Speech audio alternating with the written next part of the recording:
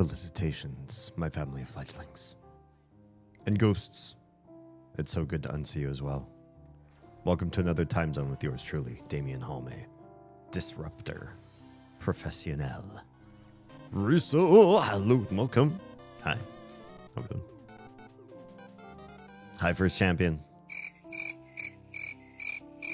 Why do fandom? Interesting topic choice. I'd like to know what you think. The reason why tonight's discourse, for those of you that are new to the channel, Wednesdays, we do some sort of philosophical, explanatory research, critical thinking, spicy deep dive of some sorts. And tonight we dive into something that I lack due to some sort of potential undiagnosed neurospice. And I need to understand why each one of you, because I'm sure you have different reasons from each other, would waste so much time not being productive, not learning, not developing new skills for the self, not just exploring the world and trying a bunch of different things all the time, but falling into fandom of one thing and rewatching or re-eating or re-consuming, replaying the same thing multiple times over. Why do you do it? Why do you come back again and again? Why do you get the merch that you stare at for 5 minutes and you love it and then you ignore it? Why do you buy the t-shirts so that random strangers can point at you and go, yeah, that thing, and then you go, yeah, and then your conversation's over? Why do you get the tattoos? Why do you talk to other people about it and try to get them to watch it too so that they can give you their opinions? And what if their opinions are not as good as you want them to be about the thing that you love? Why all those things? I was never a grind mindset person most of my life. I did fall into many different traps for my spare time, but that makes me even more so now nervous to trap myself in it. So I'm not trying to learn so that I can be a fan again. I've disabled that feature on my in my brain, and I'm comfortable with that for the time being. But I'm curious what's maintaining it in you. When there's so much choice out there, there's a paralyzing amount of options in the world. So why would you stop at one? Yeah. Those are my questions for you tonight. Let's catch up with everything that just transpired. A lot of bot messages. Hi, bots. I see you're all working. Okay, Albite, what does neurospicy mean? Neurospicy is my understanding, and this might just be the way that we use it in my household. Well, Terrella. Says hi, I just subscribed. Dude, coming up on 3 years? I mean, I know my sense of time is pretty much balked, but nifty. Oh, that's one of the best TTSs I've heard on a recent. I wonder if my TTS machine's getting smarter over time. That is pretty intense, because I know. And your intro works, and guess what I did to fix it? Nothing. I didn't do anything. I don't know why it keeps disabling. I know 3 years isn't even the extent of it, because I know we've known each other and hung out on this stream and on other folks' streams well before that. So, yeah, I think it's been more than 3 years, really. Just, this is the official record. Am I right? As my household understands it, or as I understand it by usage of my household, neurospicy is just the term for anything that is neuroatypical. That is how the average normal brain works. It is different. Now, there's a connotation in that the majority, I would agree to this, the majority of components of your mind that differ from the standard deviation by a significant amount are generally on the negative side of things, right? It's like when you're a kid and you learn about the X-Men and you're like, oh, I want to be an X-Man. I want mutations. and then you realize what mutations actually do to humans, and you're like, oh, they're basically overwhelmingly, if not all, bad for you. Same thing with neurospice, right? There was a short trend on TikTok and some other platforms where the concept was my neurodivergence or my diagnosis is a superpower, and people would talk about their ADHD like, look, when I can hyper focus, how cool that is. And then a bunch of people in the ADHD community stepped in and were like, no, it doesn't work like that. You say, okay, I'm gonna work on cleaning the house, and my hyper focus is gonna step in and make sure I do all the dishes. Nope. Your hyper focus is gonna be the vacuum cleaner isn't getting all the little bits out of the carpet, and I think I'm going to grab tweezers and grab each little bit with tweezers by hand, and it will take me 5 hours, and then I won't get anything else done. That kind of thing. So I believe neurospice is usually something negative. Now, my idea of not having fandom, I think, is a positive thing. I believe I'm better off for it. So I want you all to challenge me and say, no, D, it's an enrichment thing, or it's a pleasure of life that you're missing. You're missing pleasure in a way that everybody else has. Or, explain it to me. Explain what makes you tick as best as you can. I dare you. I'm just kidding. You don't have to be, I'm just being really combative just for the sake of theatrics. But yeah, that's the topic. Haley's back online. Where did you go? I didn't know that you were offline. There's so much good stuff out there. I don't read a lot of books over just because there's so many I haven't read yet. That's part of the argument that I'm talking about. There's so much good stuff. If you're an avid reader, would you reread a book, or would you go to the next one you haven't read yet because you're creating a pile of books that are new to you that just keep coming out? That's a great example of why not to be a fan of one thing. I wish I could help with this question, but unfortunately I do not support any fandoms that I know of. The biggest bold-faced lie I've heard from Stuart since yesterday? When did I last hear a lie from you? Pokemon, Game of Thrones, I thoroughly enjoy. You can pop any episode of Game of Thrones and I'll stick around. I might, I don't know if I will. I fell asleep during episode 2 on first rewatch, or 2 or 3. And I thought, this really isn't for me. And that was, I tried once and I quit after episode 1. I tried twice and fell asleep on episode 2 or 3. And then Oz's mom forced me to read the books. And I did, but it took me a long time. And then I tried rewatching Game of Thrones a third time and got into it. So I don't know if it was on, I'd necessarily stick around. I prefer the books. But did I hear in the news, right? I skipped over a headline that I probably should have delved into further, but, time constraints. Is George R.R. Martin considering just like keeling over before finishing them? He's like, I'm old and tired and I made a lot of money already. Who needs to finish the series about? Get Brandon Sanderson in here. Let's let somebody else do it. Did I skim that headline right, or what's going on there? Crims, hi and welcome. Good to see you stopping by, even if it's just to say a quick hello. Stuart supports Zelda. He does. He supports Zelda. Nothing. I'm trying to break out of that. I've been doing more varied stuff lately, but on topic, fandom manifests when a piece of media deeply affects you. Yeah. Wouldn't you be excited when something deeply affects you that there might be something else on the horizon that might do so too, or do so more? So you internally compare everything else to that one thing. Maybe. But I think comparison is good, because if you compare and find something lacking, then maybe that creator could be better for it if they got the right feedback from it. And if you found something and you compared and it turns out they did it better, that's a good thing. I think comparison is a healthy development tool, perhaps. Yeah. Okay, I can watch Bridgerton over and over. It's definitely made I don't know what that made with the family eye in mind. Did I read that right? But I don't have the merchandise or any of the books, just on Kindle. Okay. Oh, wait. I think that's a specialty word. Famla? What is that? What does that word mean?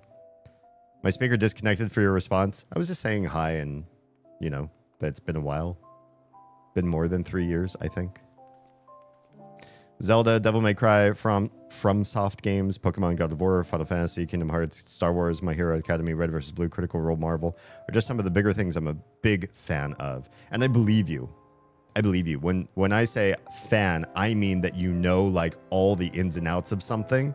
And I would challenge most people that if they listed that many things, I'd say you're a tourist in many of those, but you're not really a fan because you don't really understand the lore, the history. You haven't consumed like the extended universe.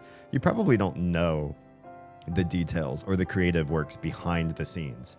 But when Stuart says it, I believe everything you've listed, to a level of fandom. I believe that.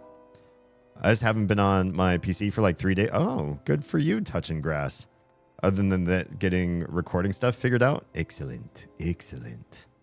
I reached out to my friend who balanced my microphone, and I want him to do it again for my Rodecaster because I think I managed to get some of the settings right, but I want to do a master workshop class with him. And two, he agreed to help you with audio as well, so maybe we can set up some sort of rendezvous in the next few weeks.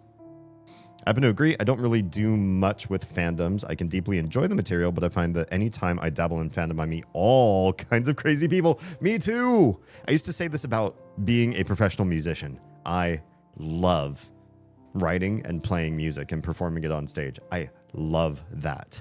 I hate musicians. I just don't like musicians. I don't like the music they're into. I don't like the way they talk, the way they act about themselves. I don't like their narcissism. I just don't like musicians. Most. Obviously, that's a gross generalization. I have yet to meet musicians that I could get along with in a long-term sort of thing. I can shake hands with anybody and be friends temporarily, but I'm not a big fan of big fans of almost anything. From my experience, fandom groups tend to collect the most obsessive types out there.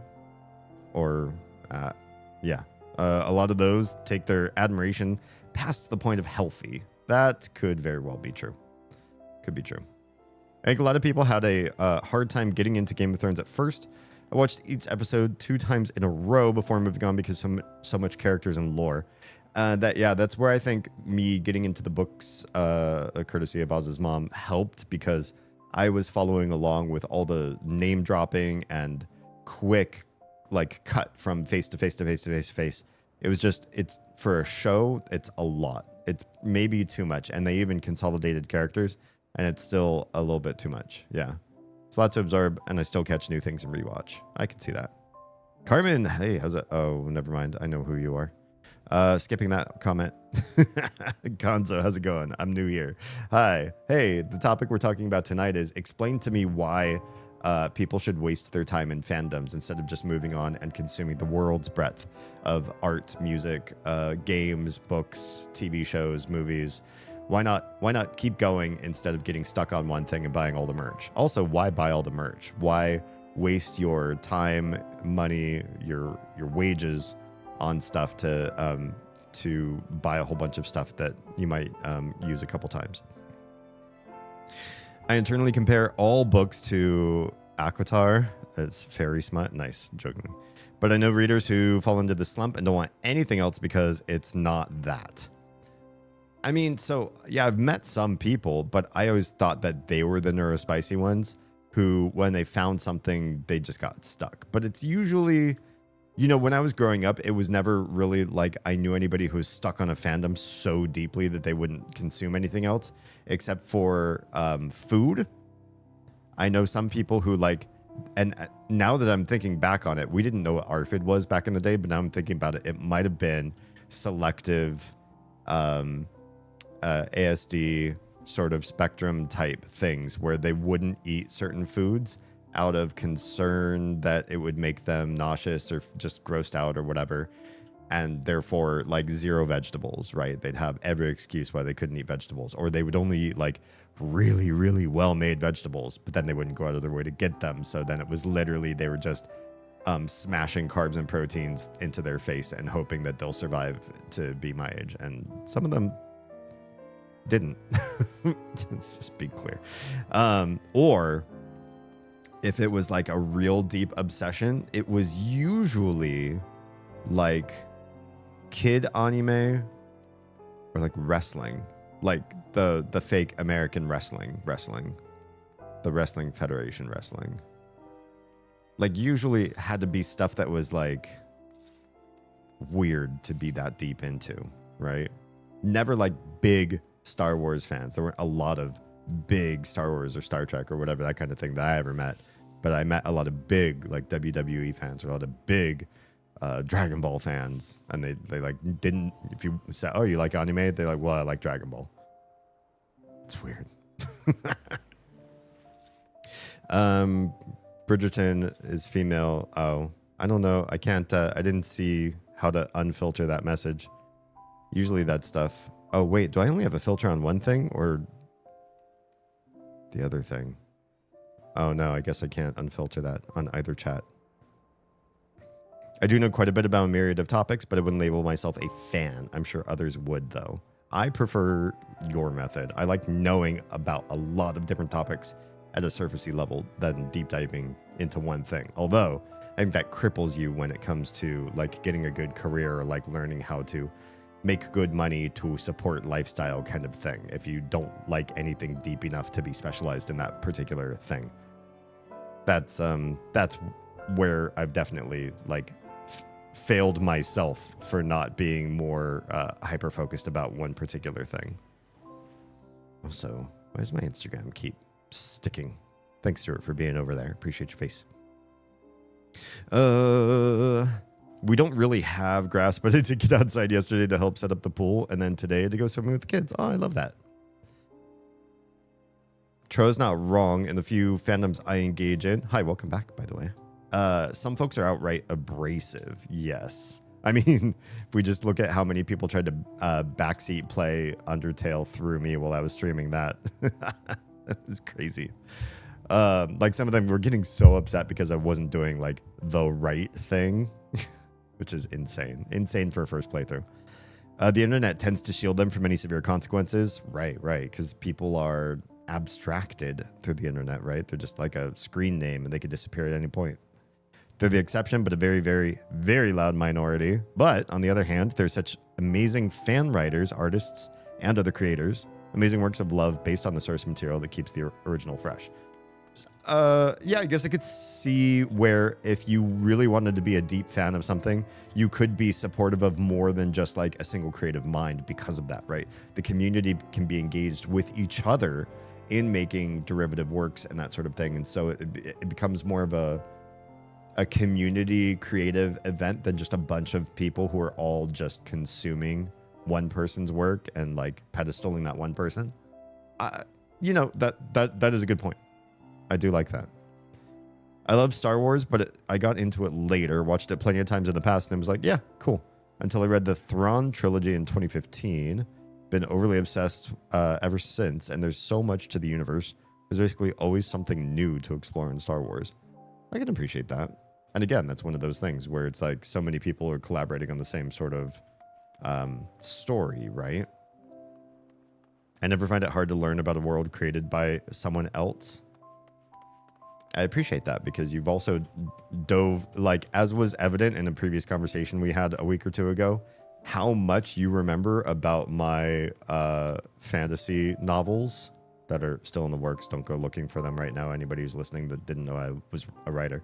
The fact that you remembered so much about them when you haven't read the source material is pretty impressive.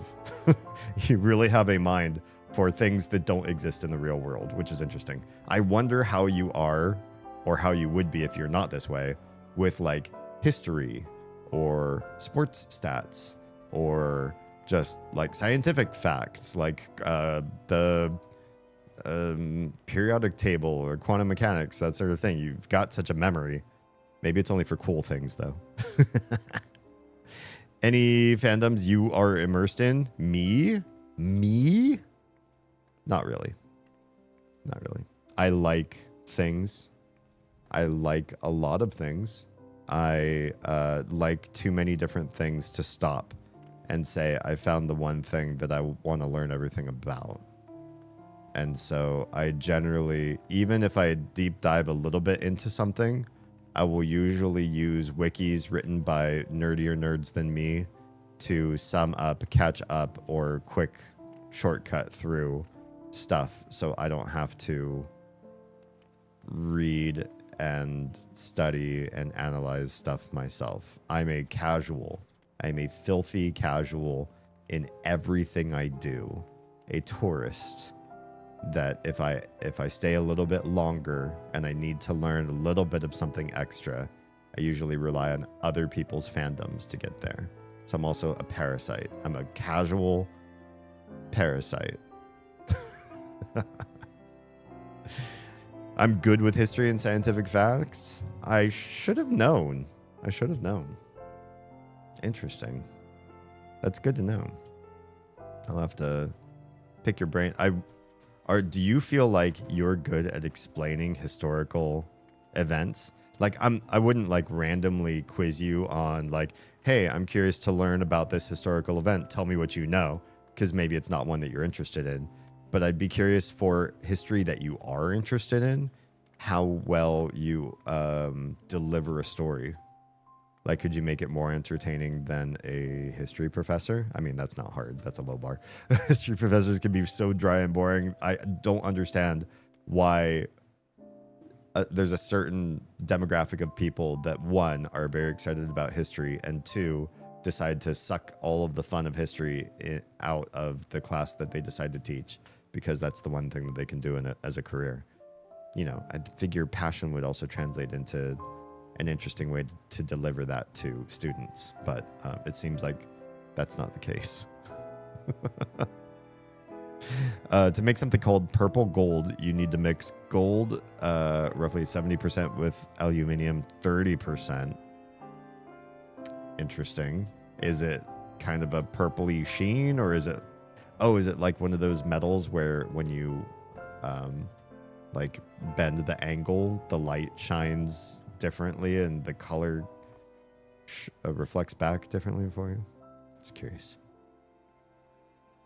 Tonight's stream is also supported this evening by shenanigans of Final Fantasy 14, because there's things I need to do that are sort of like dailies, and just other stuff that I want to progress in and catch up and that sort of thing.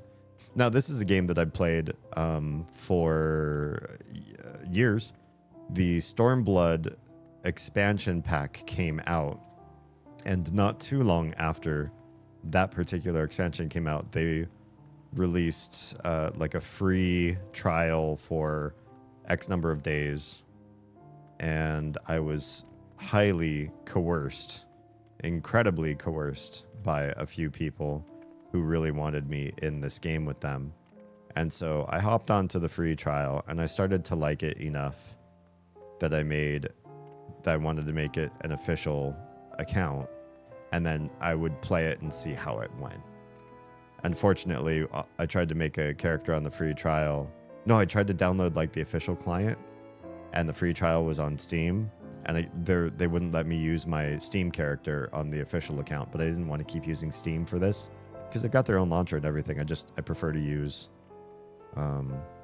proprietary software as the launcher. So I scrapped a character that I got all the way to like level 25 or something like that and made a brand new character, which was heartbreaking a little bit, but it's just time, right?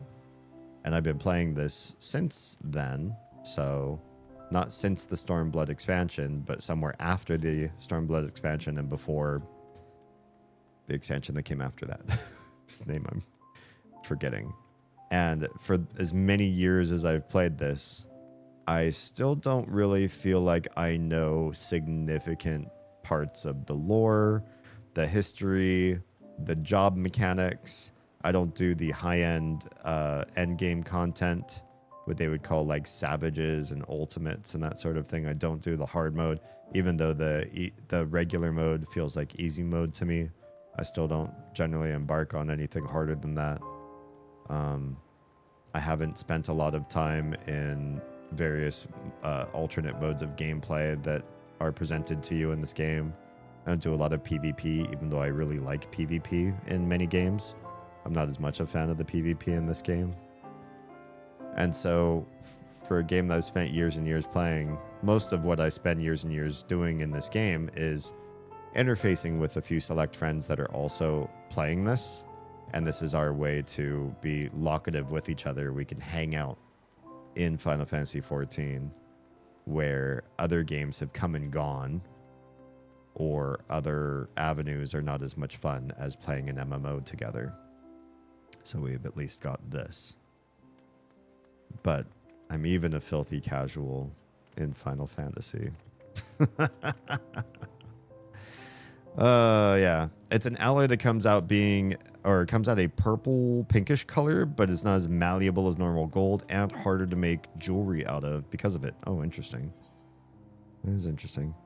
It's difficult balance. Some folks are the nerdiest nerds out there and could explain something, be it science or fandom, in and out to the deepest detail, but maybe not that engaging, right? But just aren't the greatest presenters or writers. Yeah, exactly. Well, I should have just finished reading what you said. Engagement is what keeps an audience no matter how much info you have to give. Right. And I've seen people who are worse at getting details right, or they just deliberately won't because they're pushing a certain narrative or propaganda or whatnot. Here's a great example of somebody that I used to appreciate because I liked him for his storytelling until I finally stopped being casual and did a little bit of research into him. His name's Simon Sinek. Has anybody ever heard of this guy? He's basically like a big business influencer. He's made a business of developing talks that are supposed to be presented to the richest of the rich. Like, oh, thank you. I will self-care. I'm right as the mail. Yeah, this guy deliberately does content just for rich people, and that's great because then he doesn't have to be incredibly popular, right? You just have to be popular enough with a select few people, and if they're rich and they own a business and they find value in what you have to say, then you've made your money. You don't need to do it by masses. You don't need to be viral. You just need to get a few rich people's big money, and then you're done.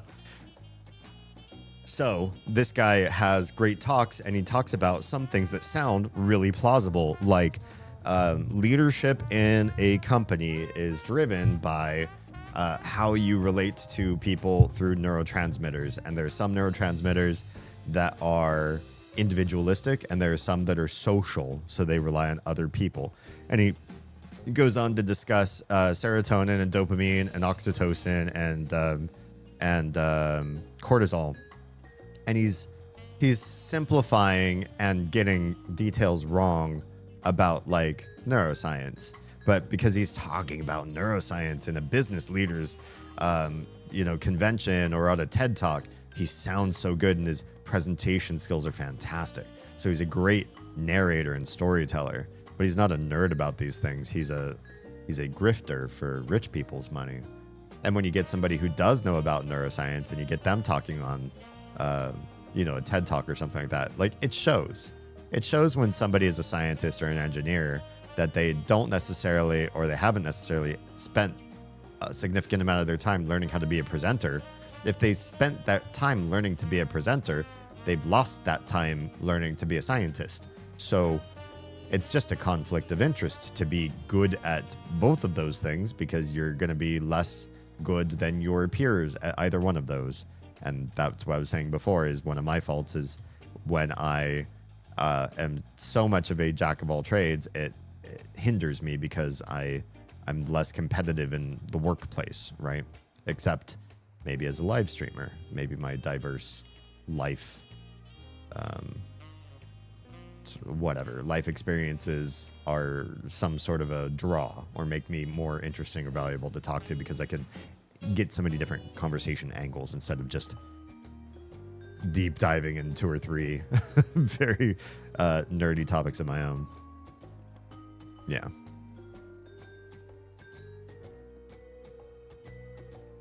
Oz is being unhinged. Hi, Bear Kitty. What is going on with Oz? Yeah, I would say Simon Sinek turned out to be a little bit of a snake oil salesman. He's backed down a lot from getting very deep in the woods.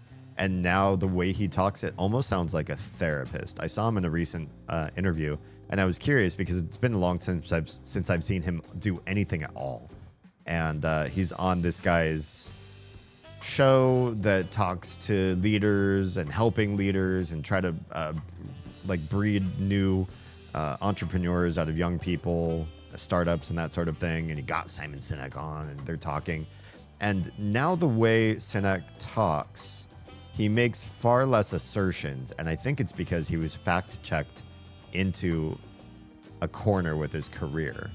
He could still get money, but only from people that didn't do any fact checking, which that's pretty limiting, right? You could still find, especially plenty of rich people, they don't got time to fact check. You tell them something like, oh yeah, here's how to run a business. It's, you know, you start with these basic principles and that's, and your ROI will jump up 15%. And then they believe you and they implement it and they try it. And maybe it does, you know, maybe it does. If it doesn't, you know, then he said, oh, let's workshop you on something else. But if it does work, hey, that's confirmation bias for that guy. And they dish out more money for Simon Sinek. They love him. But the masses have started to feel snake oil salesman about him because all you need to do now is a little bit of research into the things that he says. And you find that he's just making invalid claims. Not great. Doesn't look good. And so now in this interview, and I presume in a lot of other spaces, when he talks, like a therapist, he answers questions with a question. You know, somebody asks him, you know, what do you think is the biggest thing holding back entrepreneurs these days from success? And he'll say, you know, yeah, it's true. When you look at the numbers, it feels like a lot of businesses fail. So it raises the question, are we engaging with our passion? Or are we just seeking a quick fix? And that's sort of like an assertion, but at the same time, he didn't really say anything, right? Or like, you know, if you've taken mental inventory of everything you've done, that's a start. But how about a mental inventory of everything you haven't done? And he never said do that. And he never said that's going to work. He's getting good at not saying anything that will get him in trouble. Is what it is. He sounds very philosophical now. Yeah. So what's going on with Oz? Why is she being unhinged? Ask her about apples and about how refillable she is. Oh goodness. Should we do? We're fine. We'll pop in. We'll take a little detour. And we'll see what on earth is going on. Jones never arrived home. Refillable apples? What? How are you so refillable?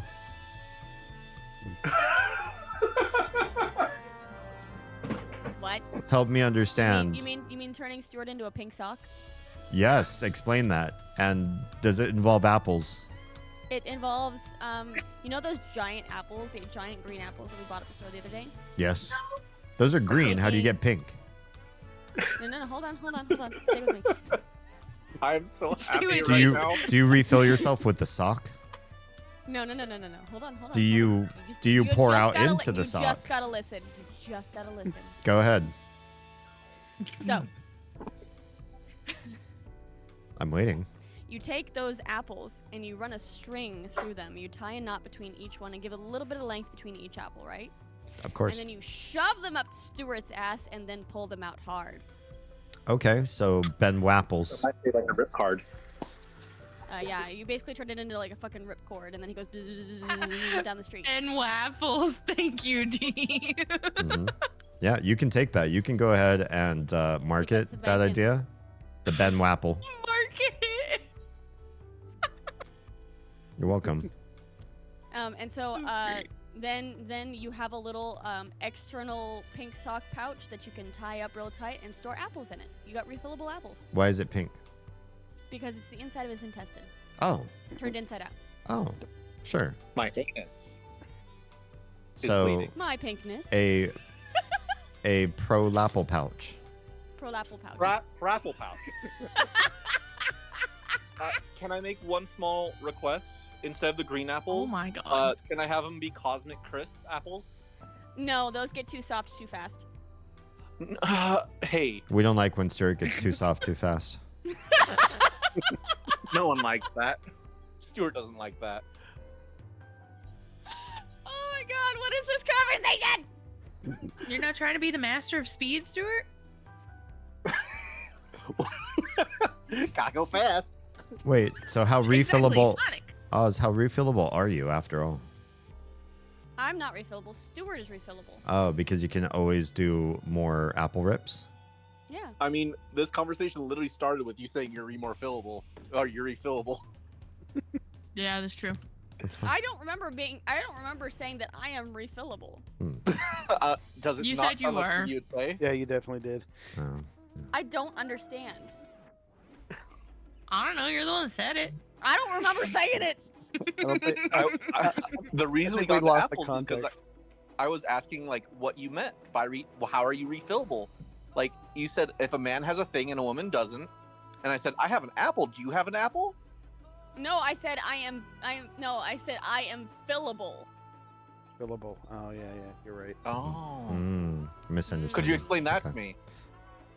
I'm Could you going to explain go that on to that me? note. It's been lovely I have a getting so much magical drop-in pattern. information from you guys. Bye. The education here has been top A grade, and I feel like I'm ready to graduate. Thanks. Bye. Wow, that was a lot. That was a lot in a very short period of time, which is great because I'm a fast talker and I like to give information as fast as I possibly can, and therefore I also feel like I like to receive in the same fashion. When somebody hems and haws and talks very slowly, I will listen patiently because I love people and I love the exchange of thoughts and ideas. But inside, I'm screaming. Have you ever been a fast walker caught behind a group of people who take up the entire sidewalk from edge to edge and they don't realize how slow they're being? And it really makes you want to do whatever you can to get in front of them.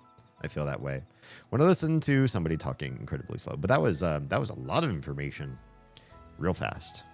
Love the cameos. Wasn't that a nice drop in? I kind of like this methodology. I feel like that manic energy better serves her community than mine. I've had plenty of feedback letting me know that this is more the pace of this channel is you guys as text and me as voice. And that seems to work best for what we do here. And so I try to cohere to that. And I appreciate all of you for doing the same. But a little... oh. Hey, friendo. But a little divergence here and there. A little tour. A vacation, if you will. Off somewhere else. There's no harm in that here and there. See why I ran? I do see why you ran. This isn't for everybody. Speaking of which, could you stop buying so many apples? No. I mean, we go through them so fast now that we know something about you. Buys more bushels of apples. Thank you, Bear Kitty. This is a requirement now. I still don't have a clue what she was up to wandering around on the dock. Huh? Oh, what you see on this screen up there, that's not Oz. That's me. I am playing Final Fantasy while we all talk because I like being engaged with you all in a live stream format, and I like reading your chats and being conversive with you. But one, the visual aesthetic is, I don't feel like I am comfortable just sitting in the just chatting sort of screen and not doing anything except talking to you guys. There might be a point. Or if we're doing more like React content where you're pitching a bunch of videos and tweets and stuff like that for me to comment on, I'll probably go full screen because it's just easier to manage the content that way. But I generally like something else to be visually, aesthetically pleasing or drawing to the eye while we stream and chat, because it's more fun to me that way. And my brain runs fast enough that chat alone is a little too slow, whereas chat with you guys plus a little like game I can start and stop at any point that I'm just doing daily. So this isn't like new content that I'm hyper focused on learning the story of. These are things I've already done before. I'm just running repeated quests and that sort of thing. I can do this and be communicative and engaged with you all at the same time. And that's the speed of things as I like it. Does that make sense? Yeah. Gonna need your own orchard at this point. I mean, if we only are doing this ripcord thing to one person, I don't know if a full orchard will be required. That seems like a lot of work. But also, I'm still unsure where the ROI is here. If we're gonna like plant all those trees and work on raising them to make a good harvest, like what do we get out of ripcording Stuart? That's the big question I have. I think this is where I have to go. What is this? I've never seen these before. Interesting. A little signpost, a little enclave to hang out in if it gets rainy too. It's interesting. I think it's just supposed to be a really complex lantern or signpost. I don't remember ever seeing anything like that before. Can you fall in here? Oh, good, you can't. Stuart could be put to work in there. Oh, in the orchard? He raises the apples that will later enter him. That's an interesting perspective on things. It's possible. Could do it that way. I was like, where's my cast button? Didn't realize the wings I had out were blocking me from seeing half of my tool, my hotbars. I guess entertainment for Oz. That seems like an expensive way to entertain Oz. I'd rather just get her a new game from Steam, like Summer Sale.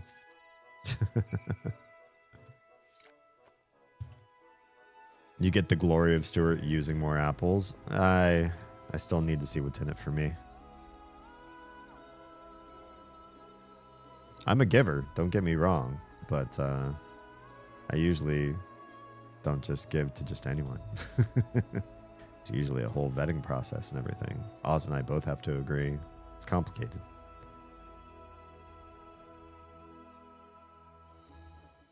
It would encourage him to ensure the apples don't have any contaminants. Oh, so is he like a royal taste tester or whatever for the king? You know how they have to check to see if there's any poisons or anything like that. We just give Stuart some suppository apples, and then if everything's healthy on his end, well, I'm not eating that apple, so I don't know what goes on. Well, what's the next step? This feels like the underwear gnomes. Question mark, question mark, question mark, profit. I think that's everything. Yep. It's the whole shebang. 3 gatherer quests per day for this new society quest. I'm not a fan of gathering, period, in any game. It's just not really where my excitement lies in an MMO. But if I must, I would rather do it through a line of quests and gain some other alternate advancement. Plus the quests give more experience than just the gathering alone will. So I've been leveling up. I already capped out Miner. And Fisher is next. I'm almost halfway through. These 3 quest turn-ins might get me to 95. I'll be halfway through that. And then it's botanist from there, and then I'm done. There's only 3 gathering jobs in this game. Pretty quick and easy. Maybe a small orchard. Maybe that's all we need. I don't want any bugs laying eggs in them to do nesting things. No, we probably don't. That's although that would definitely increase the drama. First time in my life where people are this excited to put stuff in my butt. Oh, I'm sorry. I was hoping there'd at least be one other time that's more exciting than this one, because I think this one's just kind of like, you know, we're all just tickled at the idea, but not really excited to do this for you. I don't hear a for you part of this conversation. I'm sure there's an audience that would pay to see it too. There we go. There's our first solo pans idea. First one that might actually make us some money. It certainly beats glass jars.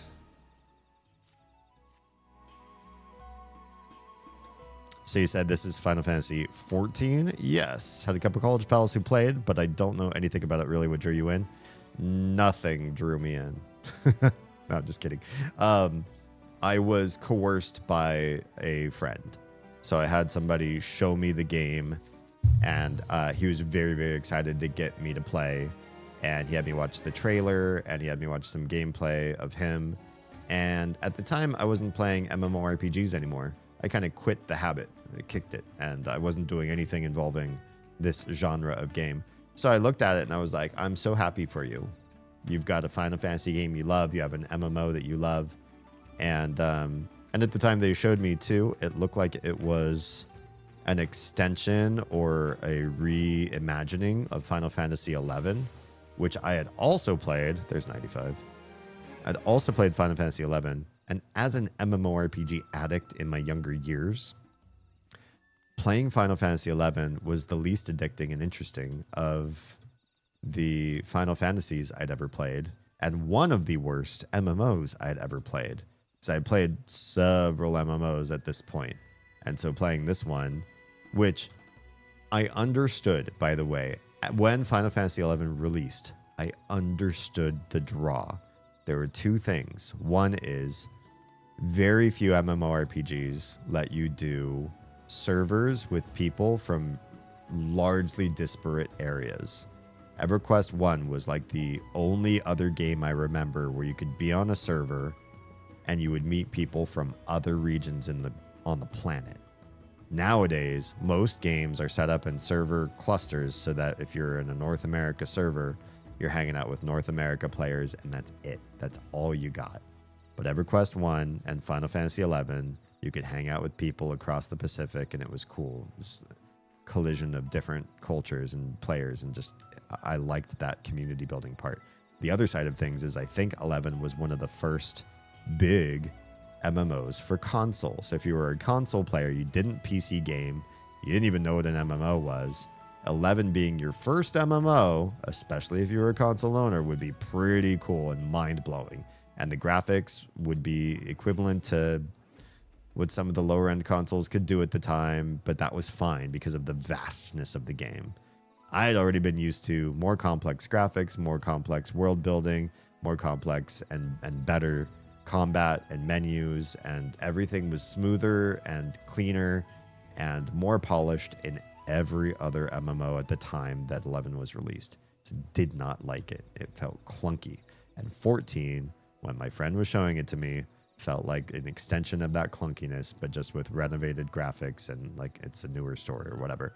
So I wasn't immediately interested. Then when it was free to play and he tried again, I said, sure, I'll try the free trial. And then what got me brought into the story is in most MMOs, you are one of a massive people. You are a character in a greater world conflict, and you get to meet big, bad, cool guys, big heroes, and maybe help participate in their stories. You grow with them. You get to know the heroic folks. World of Warcraft is a great example of this, right? Every city, every major city has a big damn hero, and you learn their stories, and you sometimes get to fight alongside them, and you grow with them and everything. And you become this great cog and part of this massive war that involves all your allies and all these big raids and stuff, and you go off and slay dragons together with 23 other people. It's cool and it's interesting to feel like you're part of a big world building event, but you never feel like a hero yourself. You feel like one of a mass of people that do cool things together. And I had a friend who said, I only play single player games because I want to be the big damn hero. And this is the first game where I felt like you get both. You get to be part of a big, massive movement of big, important things that happen to the world, and you meet all the important characters who are the mover and shakers of this world's history.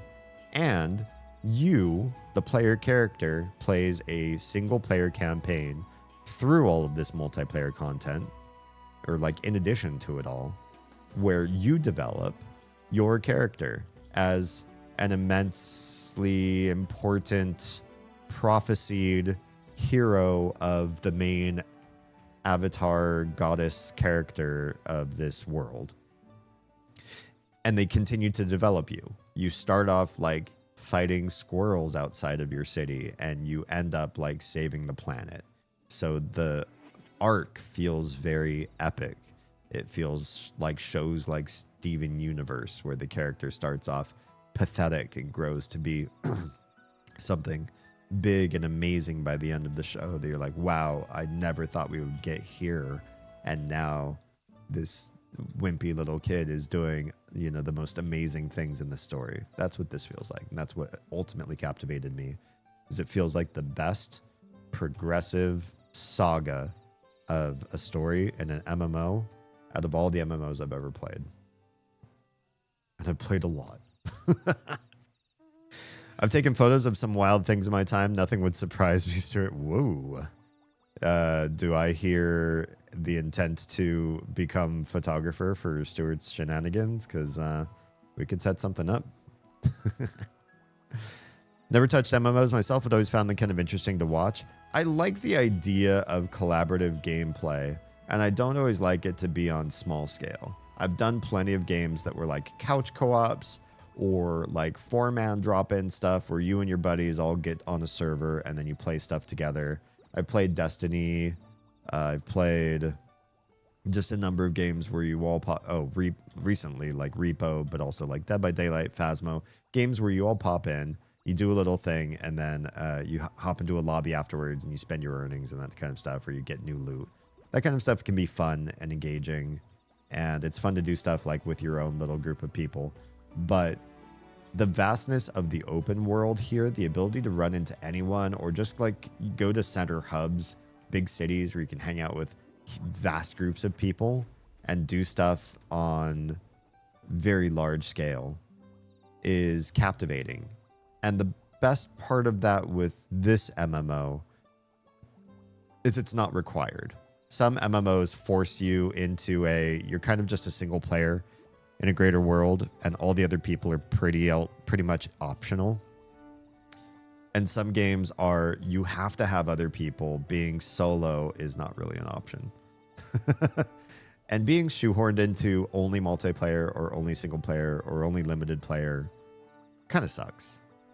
I get wanderlust. This is why I'm not good at fandom, because I can't think of any one thing I like to do just for the rest of, you know, the next 5 years. I want to have lots of different experiences. And this game's very supportive in, if you want to be alone, cool. If you want to be with a small group, cool. If you want to be a large group, cool. We got it all for you. We can do everything. We will do everything for you. You pick and choose which stuff you want to do today, or do it all. Last time I looked into 14, I couldn't play with people in America as an Oceanic player. You should be able to now, though some of the North America servers are impacted.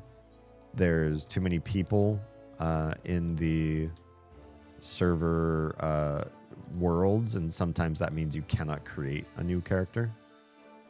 Yeah. I want to keep that. Do I want to keep this? What is this? This must be an old jacket that I don't need anymore.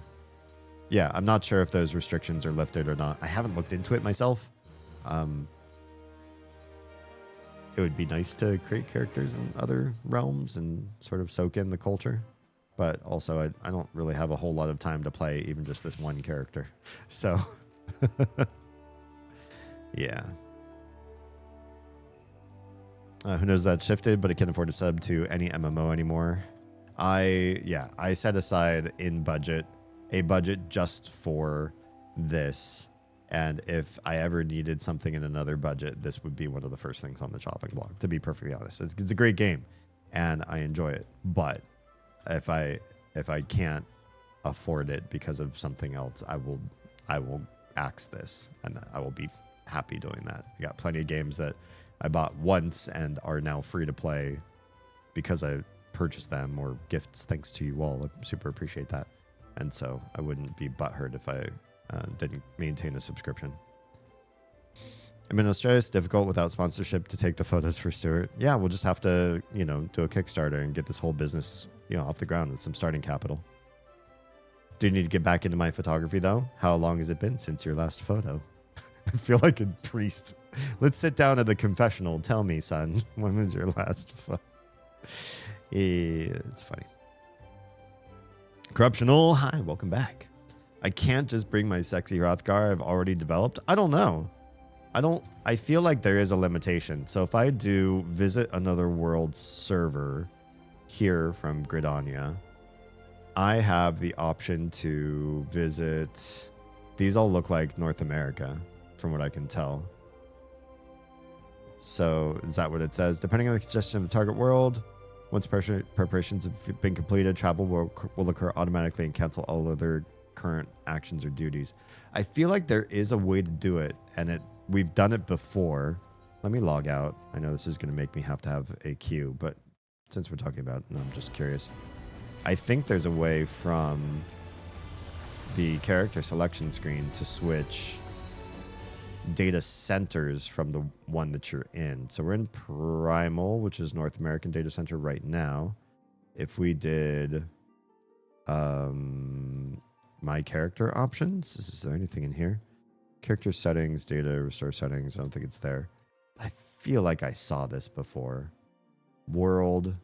This just lets you figure out what worlds you can go to. But these are all under Primal. I swear I remember there being something like that, but maybe I just don't know where to get to it. Could it be in the main menu? Sorry, some of you are in ad break hell right now. I apologize. Oh, data center. Can we just go... Can we just go to Oceania? What would happen if we did? Proceed. Then what? There's probably a way to like copy and then move your character. And I'm probably not doing it right because this doesn't give me the option. Oh, well, here maybe this client settings. I don't think this is the same thing. I could have sworn there was a way to actually like port a character over. We can just remake a character. Yeah. It would be a lot. I should probably choose my data center again. Primal. Doesn't take too long to switch data centers, but then making a character move, I don't know. Feel like moving from data centers was something we've done before. I do feel like that's the case. I guess half due to the reason why I've never touched any MMOs is because I'm not sure if anyone I know would be too interested, and the themes are generally not too interesting to me. Thematically, I find a lot of MMO storylines to be boring. Because they're big games with big communities, they want to focus on big conflicts that are sort of like broader than like a small group of people that's intimate. To me, I find it much less interesting to hear about like two city-states clashing and all the different nuances of how to the battles play out and the politics and all that kind of stuff. And maybe there's a few major characters or leaders that you learn a little bit about along the way. But I find that kind of stuff pretty boring overall. I don't want to learn about major world conflicts or like here's our peaceful hamlet and then the void creatures from this other dimension are all starting to invade and you're part of the force that pushes them back. Not that exciting to me. Oh, cliffhanger. It's just some free gold saucer points up there waiting for me. But this story, I think, does things a little bit better. What I prefer is to have like a small ensemble cast of maybe like 6 or so characters that each one of them has a deep, rich backstory, a deep story arc, and they change. They are dynamic as characters. They're not like, here's my archetype. I'm the Han Solo swashbuckler, plucky rogue. And they're that way from expansion to expansion to expansion. It's boring.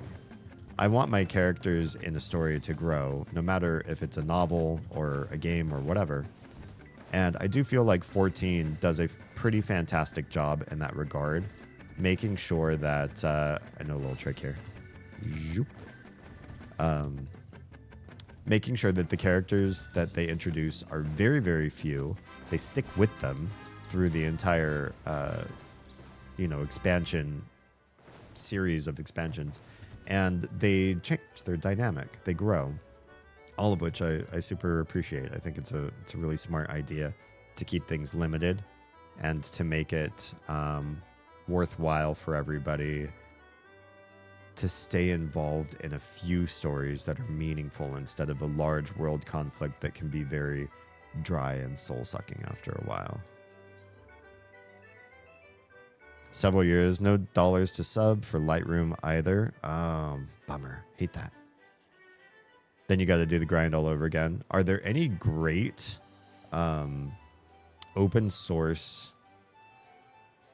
editors for photography that would be a great Lightroom resource, but are free?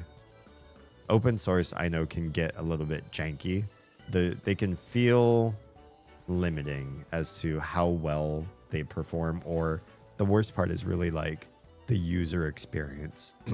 I used to use a free-to-play video editor when I was first starting on YouTube in 2014, and it was so good. It was so good at what it did, but it was so not fun to use. And when there were problems and inconsistencies that I had, and I did have one major problem that made editing take a very long time, I just wasn't having a fun time with it, you know? That's not why I stopped doing YouTube for a long time, but it definitely soured the experience and made it harder for me to stick with being a YouTuber because there was such an upfront cost there in just like navigating around. But I feel like there's so many passionate people who are both into photography and computer science that you wouldn't have to shoehorn yourself into learning Lightroom. 3 minutes of ads later. Hello, Rush. I have no snacks for you, but hopefully Oz's community does. Or if anybody in my community has snacks to dedicate to our snack god, please comment them quickly before Rushdel's doom embraces us all. Rush, I've been thinking of something. If you DM me, what have you been thinking about, D? I've got an idea that I'd like to engage in, but I think I want to ask for your blessing before I do it. It's important to me that I talk this out with you. In other words, yeah. I hope everything's good in your world.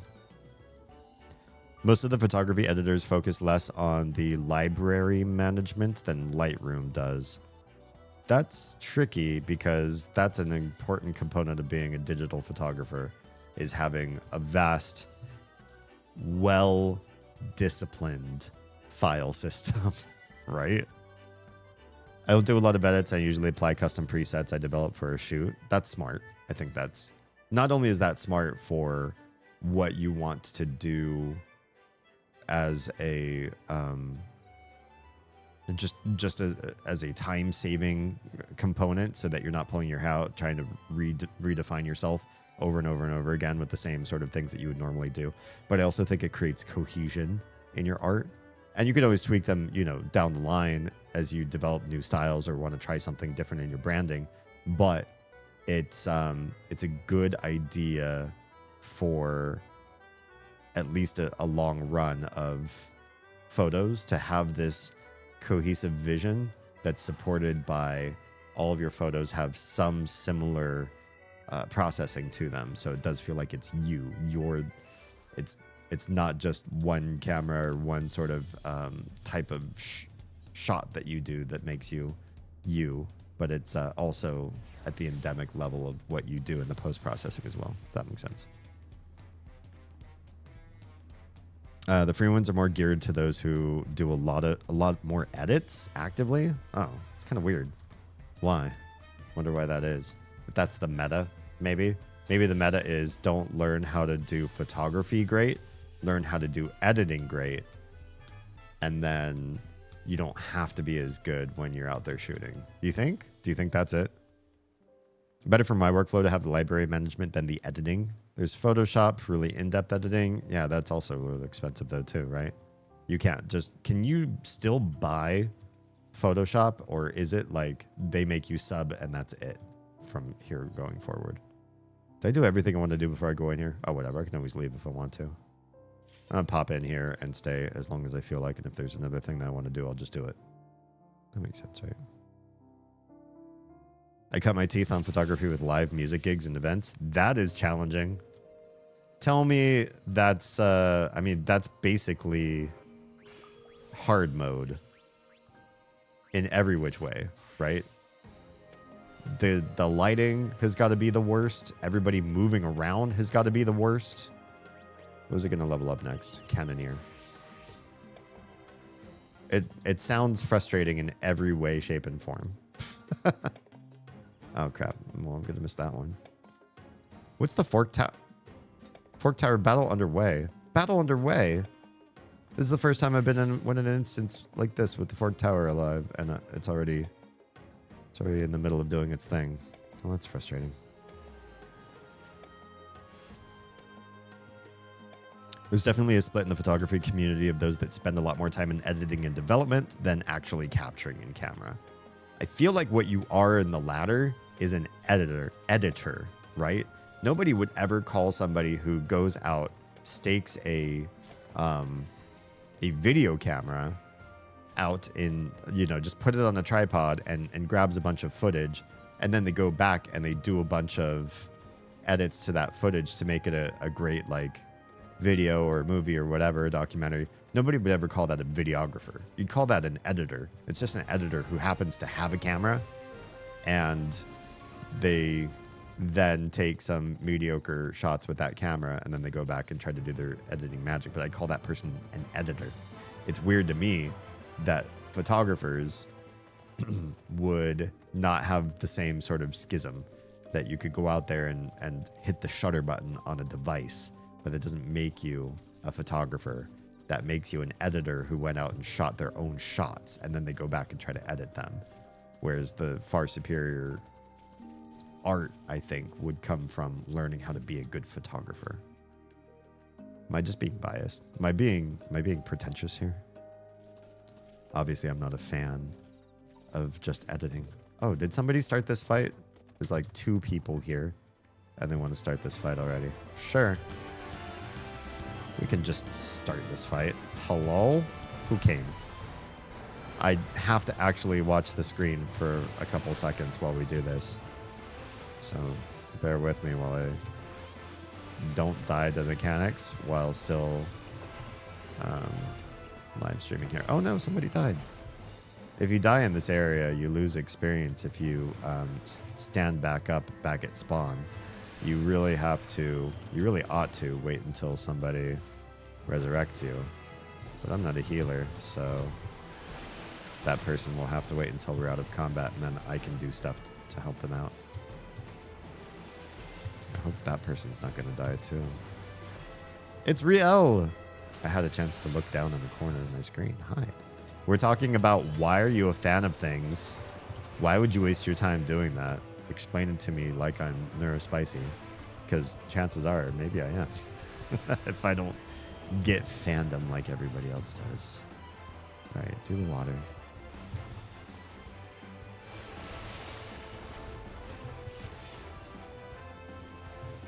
The cannon is pretty good, but not fantastic. Are you rezzing them? Oh, I'm naked. Why am I not wearing my clothes?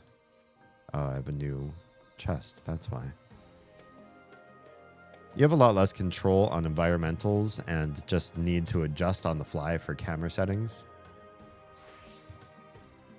Oh, don't you have a pretty steed? Come on. Also, I don't know if I'm the rarity having aphantasia as a photographer or not. I would say so. That might be pretty rare. At least it sounds like a rarity. That's interesting. How do you feel like you do? We all came. We all who all? Who's we? I'm a fan of those things. Try to find other people. A fan of things to try to find other people who are fans of those things. And now we can talk about something other than the weather. I am a fan of that myself. That resonates with me. I do like finding things. In fact, one birthday, and I'd like to do this in future birthdays. It's just hard to get people who are old and have jobs and babies and stuff to make this happen. But I would love to get another birthday where everybody in the group was willing to talk philosophy, not just talk, but debate it. So we had some philosophical questions that we all raised together, and then we addressed each one of them in open forum. We had some nice drinks. We all dressed up really like sharp and beautiful, and we chatted about philosophy. Now, for me to say that, I'm not a fan of philosophy. Like, I don't have a favorite philosopher, read philosophy in my spare time. So don't get this wrong that I would do this as a birthday thing, meaning I'm a fan. I'm not a fan of anything. That's the premise of this story anyways. But it was really nice to get together with people and talk about something that was not just the weather. It's very nice. So what is your biggest, I would like to get together with people and talk about this thing that is not weather, that is actually quite interesting and deep? What is your favorite of those topics that you have embarked on so far, or would like to embark on? You got a candy? I got a candy.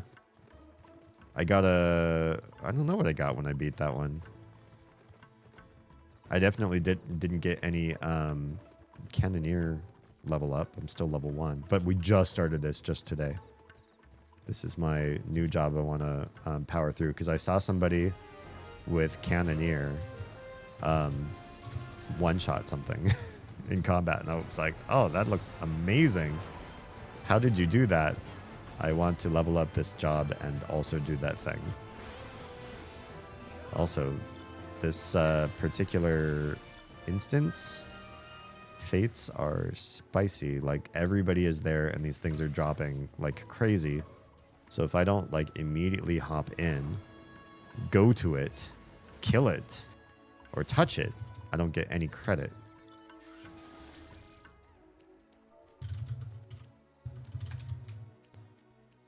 Maybe I should be part of a group so that if somebody else touched it, I still get some credit.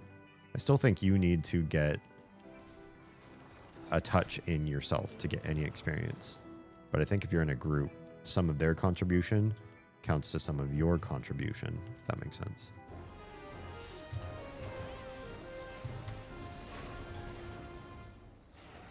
Arashi is here. Troa, would you do us a favor and protect my children from Rushy's snack god doom and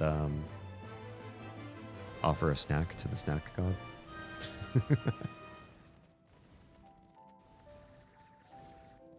Okay, there's a critical engagement right here. These are important. These are like mini bosses.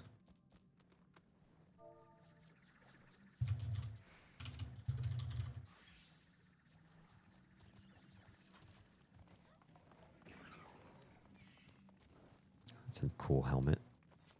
A little pink for my tastes, but cool. Well, I guess their whole aesthetic is blue and pink and white. I like that. I have ice cream sandwiches. Ooh, can you tell me more? I know you usually have ice cream Snickers, right?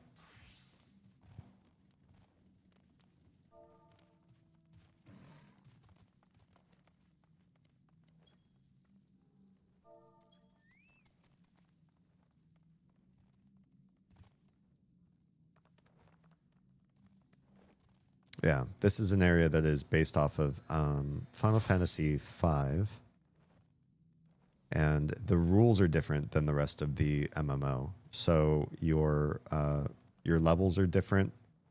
The enemies are harder, requires more collaboration. When you die, you don't just respawn like you do in the main game. You actually lose experience like you do in old MMOs. And everything's just a little more challenging and complex. This is meant to mirror the old MMORPG experience from prior to the era that Final Fantasy XIV was released in, for those people that do like a little bit more complex gameplay. I said before, I don't really play a lot of hardcore content in games. I don't generally move toward hard modes or replaying games so that I can find the challenge. I just like playing games to be social for the most part. But this is one that's brand new, and I tried it, and it's not too terribly crazy. It's been kind of fun. So I've been sticking with it for a bit. Looking at this a bit more, this game would stress me the heck out. What would you find stressful?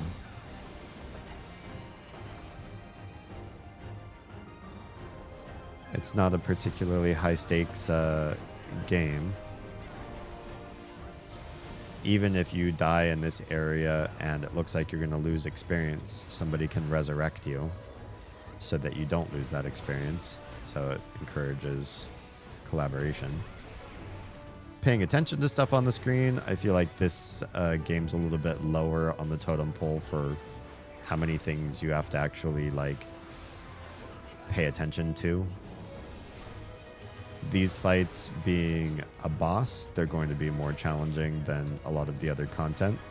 So yeah, there's a challenge associated with this kind of stuff, but a significant amount of the challenge fighting a dragon like this is knowing where to stand so that you don't get hurt.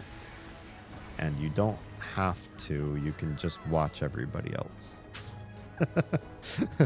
My secret is watching where everybody else runs to and running there myself. Is that silly? I do know this fight a little bit because I've seen it. This isn't my first time seeing it, but you can also just surrogate your brain out to let other people show you how to play the game.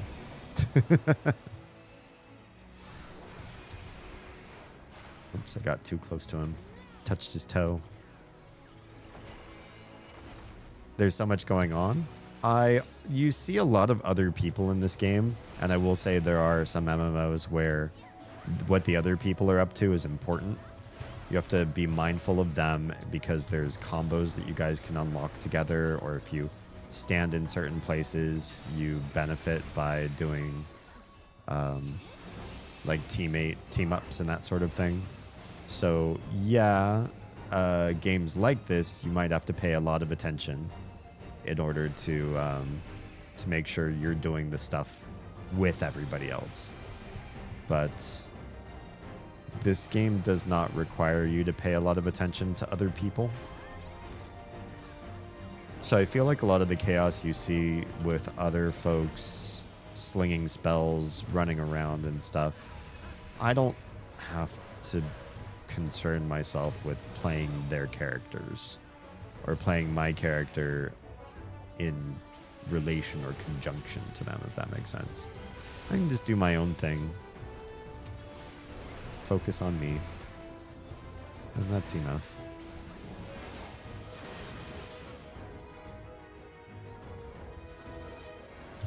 And when there are points where I need to pay attention to what I'm doing to save myself, that's when I pay attention to other people, because their characters show me where I need to stand. I stand where they stand, and that generally keeps me safe.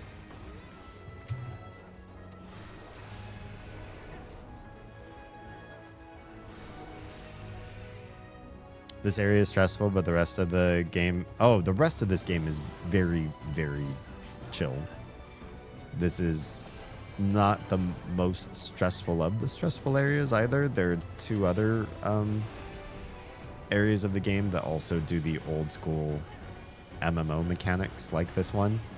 And they're both harder and more... They're more try-hard than this one. They want the people who are like really focused and nuanced and care very deeply about learning all the intricacies and spawn points, and then spending months to like farm for little bitty handouts. I'm not a fan of that part. Getting little bitty handouts over a long period of time is not my favorite thing to do. If you say you need 1,000 of these and it will take you 3 months to get to 1,000, I don't like those type of games. I ain't got time for that. If I'm streaming and I'm talking to you guys about a deep topic like fandom, then yeah, sure.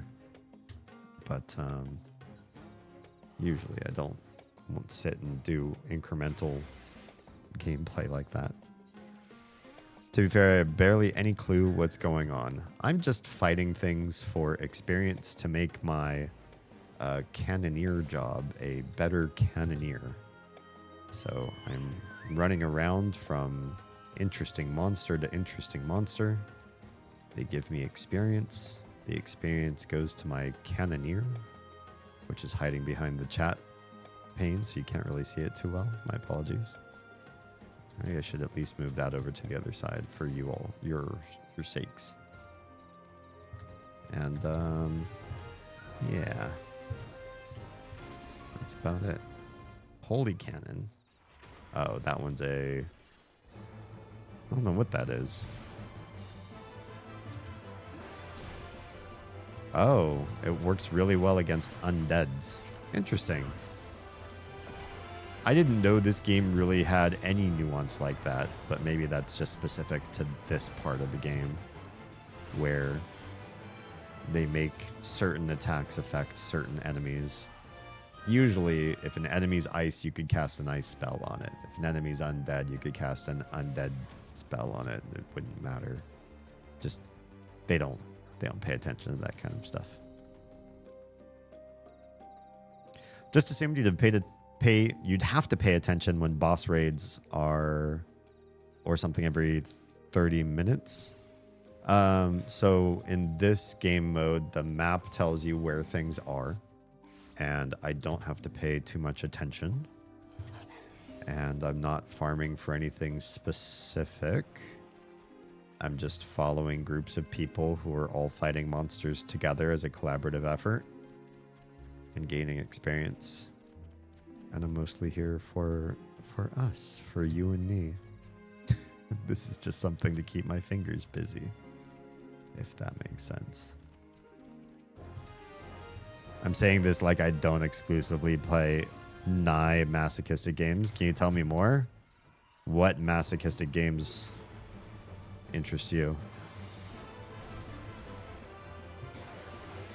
Is anybody into really like crazy hard, like produced tears kind of games? I know some of you played the Souls-like games. I've played one because it was bought for me to play on stream.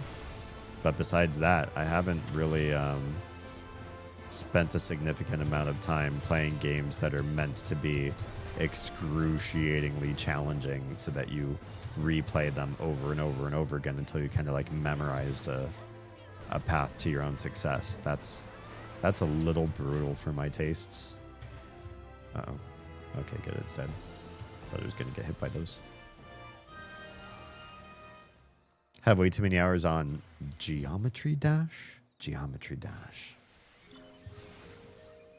It sounds familiar.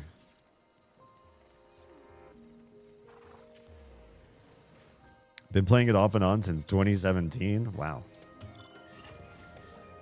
And it's tricky. It's a hard one.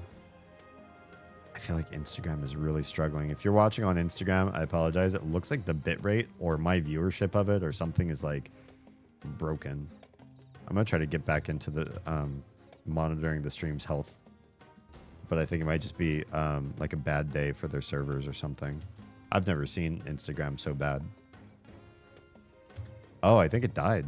I think the Instagram stream died on me. I can't access my own live. Interesting. Well, easy come, easy go. It wouldn't be the first time Instagram took a total dump on me and just gave up. Out of all the streaming platforms, even ones that most people have never heard of before in their lives do better than Instagram does. So I'm not going to be incredibly butthurt if it's just not going to work tonight. What's the longest fandom you've ever had? I imagine for things like books or movies, you could just keep rereading or watching them over and over and over again. And so you would find yourself in sort of like a permanent lifelong fandom, as it were. But especially for games, that kind of stuff gets a little bit different. Games, you could still fire up old games from like a console or something, but some old games are harder to get into. There's issues with compatibility for new systems.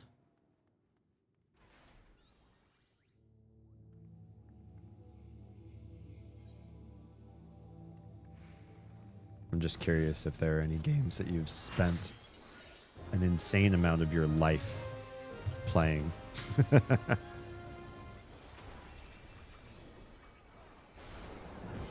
For me, it would definitely be MMOs. I even went back to EverQuest 1 when it wasn't popular anymore. So, a couple times, actually, thinking, I will like this again. Uh-oh, I did something wrong there. I was following the wrong people. Some people are smarter than others, and I'm following the dumb ones, apparently. That's not fair to them, but I see I was definitely standing in the wrong spot.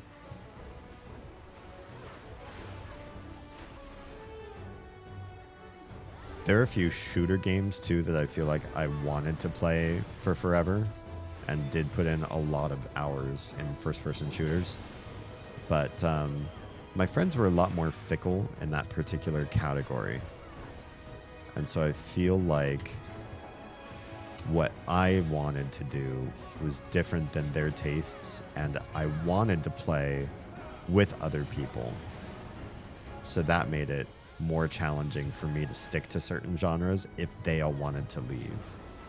Did you ever see that one South Park episode where one of the kids kept buying the new toy or the new thing to catch up to everybody else's tastes? And they're like, oh man, dude, we're not into that anymore. Like we're all about this now. My friends were very much like that growing up. That was their passion, was to find new things all the time and disenfranchise me. No, they weren't doing that part on purpose, but I feel like I got caught a lot in fandoms that I bought my way into, spent way too much of my own money to try to show the same level of excitement and engagement as everybody else. And then next thing you know, they're all, oh man, D, we're not into that anymore. That stuff's lame. Oh no. Oh, don't touch that. Okay, cool. I have 4 stacks now. I'm in trouble. Some modest trouble. The more mistakes you make in these fights, the higher propensity to taking major damage you will have the next time you miss a mechanic. In other words, it compounds on you and it gets more and more challenging for you to survive. That makes sense.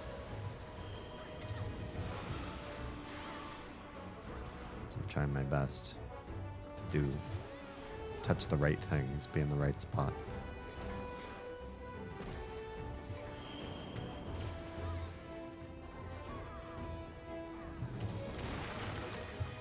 Oh yeah, that one can kill me.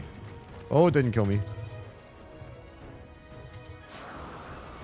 That one will. Oh yeah, that one got me.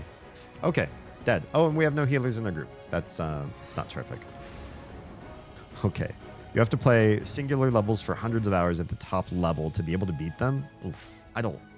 Yeah, that's big masochism for me. I'm just practically playing stuff over and over until... Oh, it's just practically playing stuff over and over until your muscle memory gets good enough to beat it without dying once.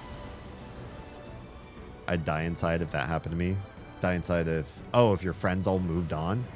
It's painful, right? You could either try to make new friends or try to keep up, or say, I'm just not going to hang out with all you guys while you go on this like rampage from thing to thing to thing to thing. And I had really bad FOMO.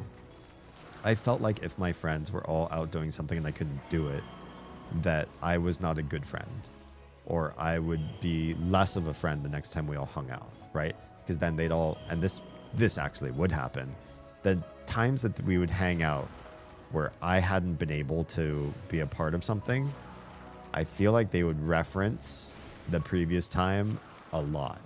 Like, oh man, D, you should have been, oh, it was so funny. Like so-and-so did this one thing and it was so crazy. We'll never see anything like that again. It was like a one-off thing. It was fantastic. Like, oh, okay, cool. I guess I'll never miss another group hangout ever again for fear that that's going to happen to me again.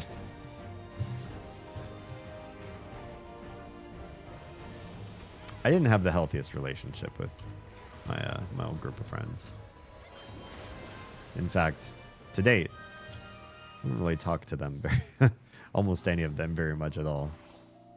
I think a lot of it just came down to how unhealthy things were for me in that group. But then I was also a really bad actor in that group too. So for me to say, oh, I think it was stuff that they did, I was a really, really bad friend to many of them. Probably worthy of, I don't think I want to talk to D as an adult. You guys cool with that? Yeah, I think we'll all be happier and healthier if we just have little less of that guy around, if you know what I mean. And then they did, and I think they probably are. I think I changed, but I'm also comfortable with the fact that I think they're fine without me. They don't need to experience the world with me involved in their lives to I don't know, give them that enrichment.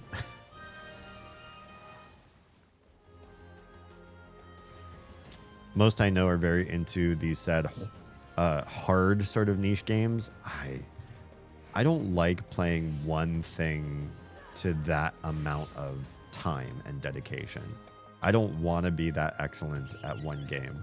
Now, I used to want to be more excellent with games, but now, because there's like constraints on me for like money and stuff, especially because I procreated, so I have kids, and having kids, I have this desire to sort of like give them a better life and livelihood than I had.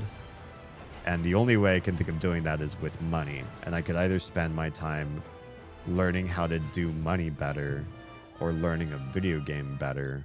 I'm not going to learn the video game better because it's not going to do better for the kids, right? Unless I became a major league player of, you know, some sort of esport ready game, and then I'd be like, look kids, I signed a contract, I'm going to Vegas, I'm going to do this big tournament, and we can eat now thanks to my ability to play League of Legends or Overwatch so amazingly. Aren't you proud of your papa? That's the likelihood of that one happening is not too great. I feel like I do okay at games, but I don't know if I'd ever MLP an esports sort of game. Given enough time, perhaps. But do I want to spend my life getting fantastic at a game? Especially if that game doesn't becomes unpopular for whatever reason in the future. Then what did I use all that time for? Imagine getting so good at Overwatch and then, you know, nobody plays Overwatch anymore. Right.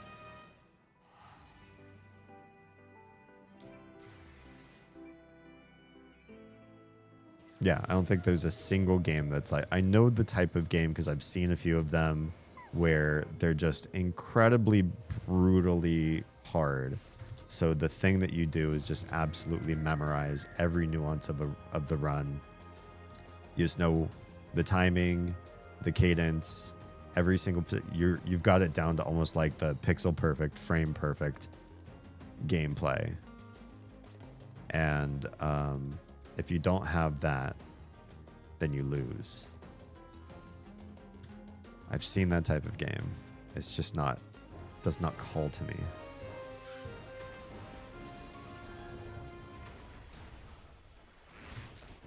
A bunch of people are not here, so this one's actually not going to die quite as fast. need to be a little more cautious about the mechanics. I can't just strong arm my way through. That one's chasing me, that jerk. How dare you? Okay, still died pretty quick. I would normally take an etherate to get to this next area, but I don't think I have to. Maybe I can just run there.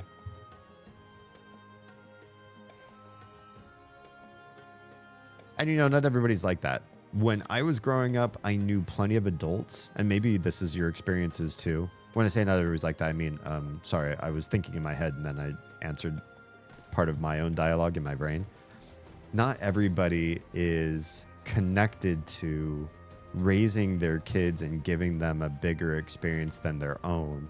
They kind of just want to make sure that that kid survives, gets to school, and like, you know, meets the bare minimum of survival.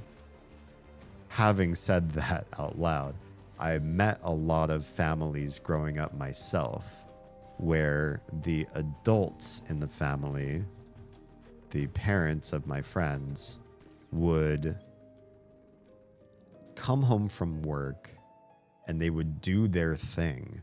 That was like, they'd put on TV to watch their shows, they'd read their newspaper, they'd play their games. I knew some gaming parents who was like, all right, it's time for me to pull up the, you know, old gaming PC in the corner of the house or whatever. And I want to, you know, it's dad's time to play the game now, that kind of thing. And they just they weren't like interested in their kids. Like, it's like they had kids, but then they're like, all right, well, you guys are full-fledged humans now. You can feed yourself, except maybe we'll make dinners for you. You can feed yourself, you can bathe yourself, so I'll just do my own thing.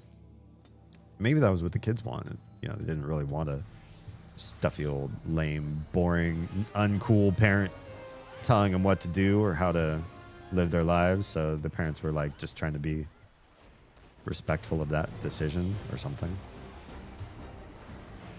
But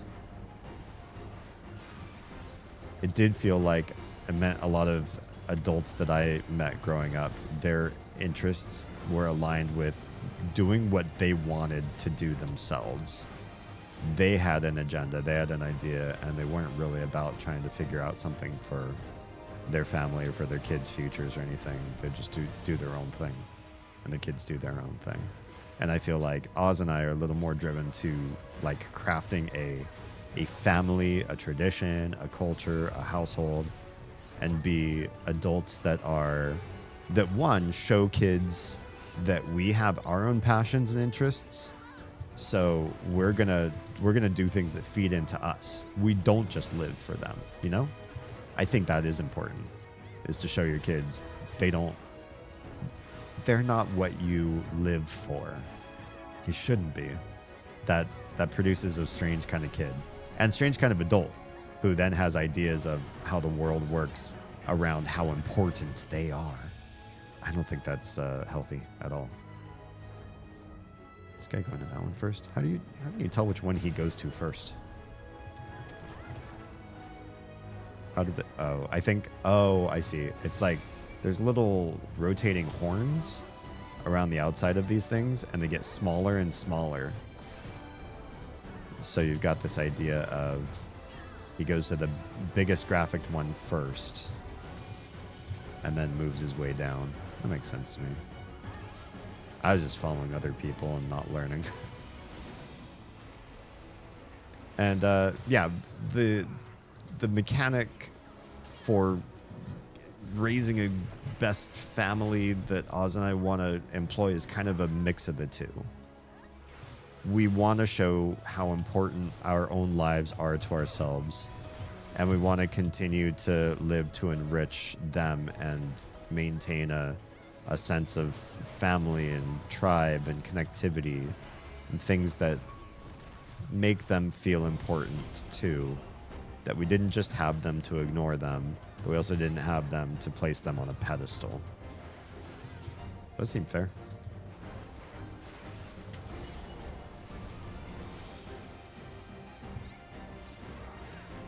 But that does unfortunately mean that if I ever wanted to be, you know, the best League of Legends player, I probably wouldn't, because I'd be putting my heart into other things. Okay, so now we're dodging 2 mechanics, the lava, plus his jumpy dealies. Got it. That one's next. That one's going to be a little tricky to reach. Oh, good thing I have a dash. It's going to be that one. It's like I know what I'm doing. I'm just paying very minuscule attention.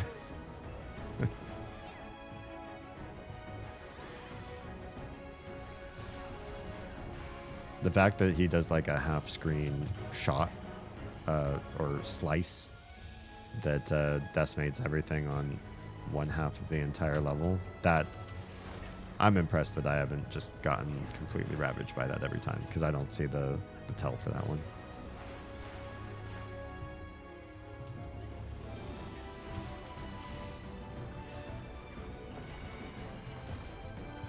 The other thing I wonder too, and I'd be more curious to hear people who aren't Stuart to answer this one, because I think I know what his answer would be, is if you are a fan of something that has like a competitor, how do you know you've become a fan in the right thing? Does that make sense? Like, what if you got into Star Wars and you had a bunch of friends who were into, well, let's not talk about other friends. And then you found out the world also has Dune. So then you're like, oh, and there's also Dune. What makes you choose Star Wars over Dune? Do you have to consume them both? Do you have to spend the time in both to decide that you are going to be a fan of one versus another? Or can you just fall in love with one and not pursue the others and always wonder, I've heard a lot of good things about Dune, but here I am spending all my life consumed by Star Wars. I guess I will never know how cool Dune is, because I don't have enough time to love other fandoms except Star Wars. What's the mechanic there? God, I feel like an alien. I feel like somebody from one of the aliens from Third Rock from the Sun asking you guys questions that are probably very endemic and obvious to you, and making you articulate them in a way that you probably haven't thought of how to do.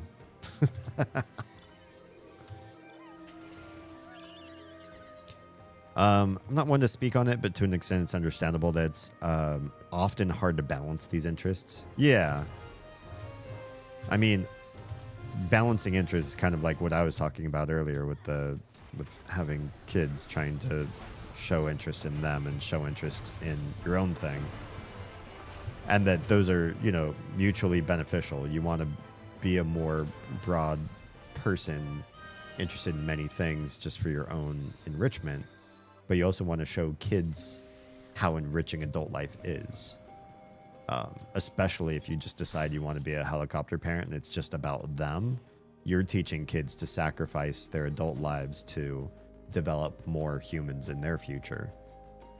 Some people might think that that's the right thing to do.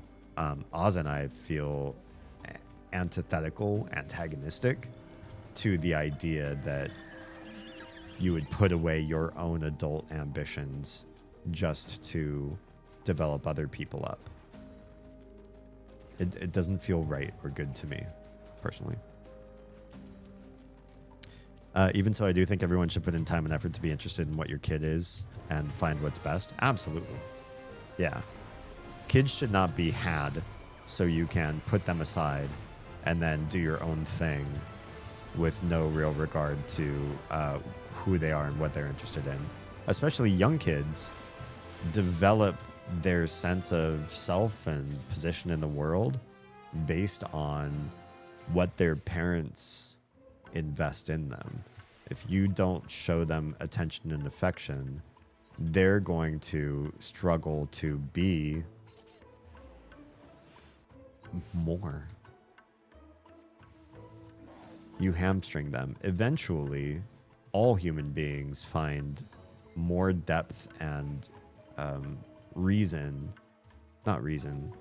what's the word I'm looking for? Passion through others or from others They hear how other people connect with them in the world, and that makes them more satisfied, I guess is what it is. But at first, it's the parents. Maybe like 0 to 7 is what I've heard. 0 to 7 is super critical. And then after that, you start to listen to other adults, other peers, and then your friends become more important. And yeah, it's like a, developmental outward expanding circle. Like the thing I'm standing in right now. My interests occasionally align with friends, but it's not really something I consider at all when I'm deciding if I like something. I like that. There's no wrong thing to be a fan of to me, since it's based entirely on if I like it or not, rather than it's something I can enjoy with others. That's interesting. I generally put myself away if I can't enjoy it with other people, and will do stuff with others so that there's a matchup of how time is spent. But I also think I prioritize I have more fun doing stuff with people than I do things I've determined are fun, but remove me from people. And that's where I could never hermit. I'm an extrovert. And so being so extroverted, I do need the connection with people more than I need the enjoyment of a thing, because the connection with people is the enjoyment, if that makes sense. Depending on what it is. Like if I'm adverse to a scenario, and I'll say straight up, if you invite me to go bowling, I will go with everybody to the bowling alley to be around those people. I will not bowl. I'm disinterested in bowling. It's just not my thing. Yeah. Did we ever speak on what ice cream sandwiches you have? For some reason, I didn't recall seeing I'm looking in back chat. I never got an answer. If it were Snickers, I'd understand, but you usually don't carry ice cream sandwiches. I'm starting to learn Troa's fridge, you guys. So this is an important aspect of my world build on who Troa is. I've never done this one before. Oh, I don't think I've done this one before. I switched to healer because nobody else in my group wanted to be heals, I think. We're going to try to do some crazy stuff to this guy, I guess. And not die. That's ultimately... Already somebody's dead. That's not terrific.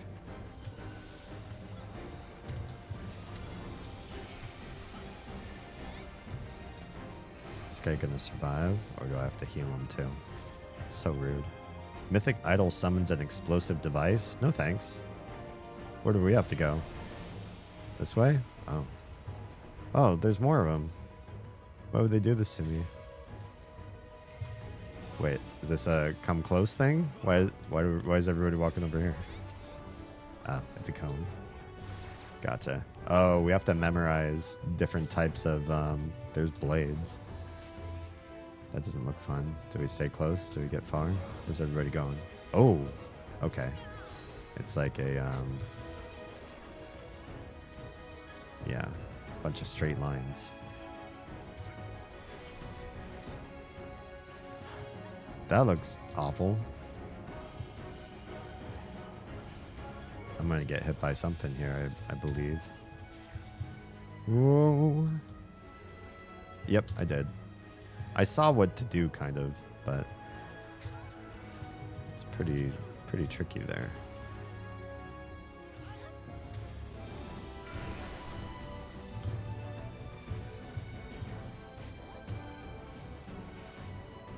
That guy's gonna die.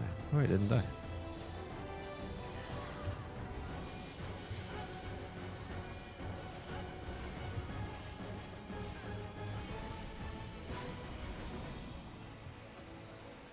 I'm gonna have to pay attention to more of these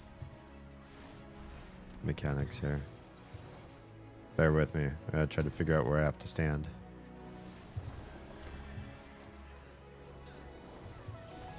There's a lot of cones and explosives and stuff. Kind of see what we have to do.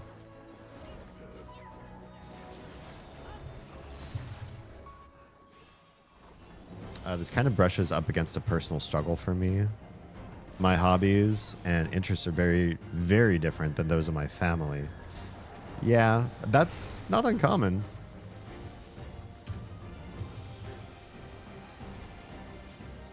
Let me res this guy who keeps dying again.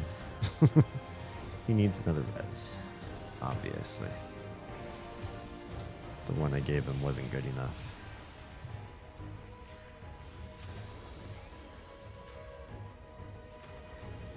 While I want to have the interests they have, I just simply do not like those same things. There's nothing wrong with that, but it does mean they all talk about their shared hobbies and I cannot really join in. Yeah.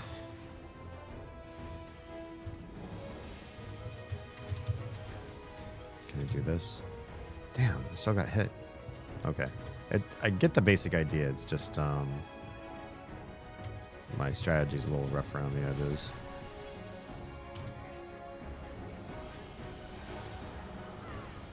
I see why people don't want to be healers in this.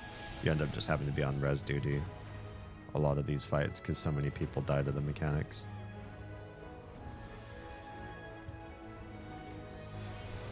But this guy's almost dead.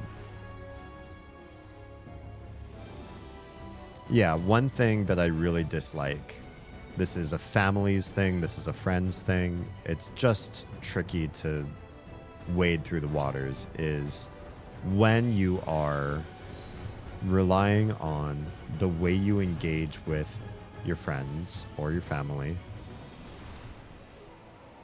through different media that I'm so dead right now. Yeah, dead. Through different media, interests, fun stuff, and you just can't vibe with what they're doing, then how do you bridge the gap?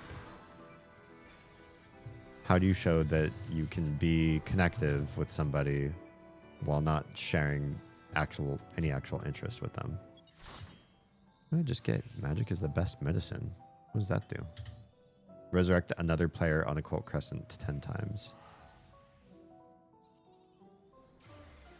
I personally feel like I can't even be friends or be close to family without having something relating to that family member. It doesn't matter that we're family if we don't have common ground to talk about. Like, I will gently massage them towards things that I'm interested in and see if they're interested in talking about them or just pulling away from the stuff that they're talking about that it's obvious I have no interest in. But I'm not sure how to make that happen if you want it to happen with somebody. I didn't get any contribution for that. Like if I had a cousin that was like really cool and I really liked their personality, but they just weren't into anything I was into, I don't know how I would. You can't fake being interested in things.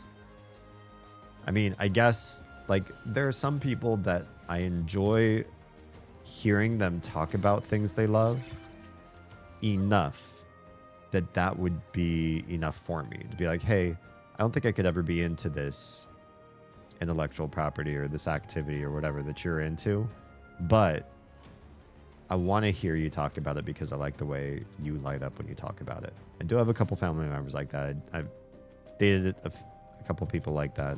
So sometimes that's enough. But yeah, it's kind of a tricky one. They're the Toll House chocolate chip cookie sandwiches. Ugh, I hate you for having those right now. I also have Snickers ice cream bars. Yes, of course you do. Let me down if you didn't. I'm done. It's basically done. All those people running over to it are not going to get the credit for it. I do my best to enjoy what my friends enjoy, but I also like to maintain my own to a decent enough extent. That sounds very healthy. You got a good mix of what other people might be interested in doing with you, but also being your own person. Yeah, I like that.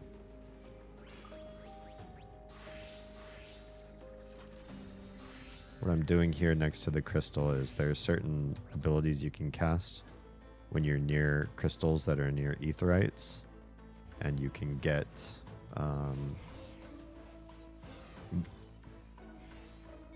bonuses, boosts, buffs that last a good amount of time. What are all those people doing up there?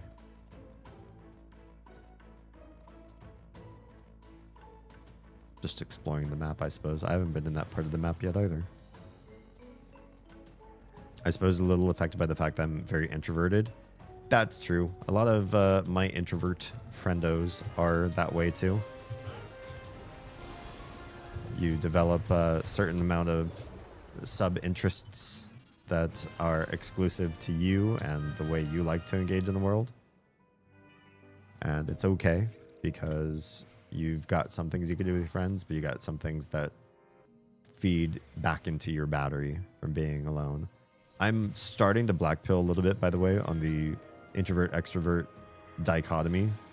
I, for a long time, felt like there are a lot of gray elements in the world, but there are some identifiably black and white components as well.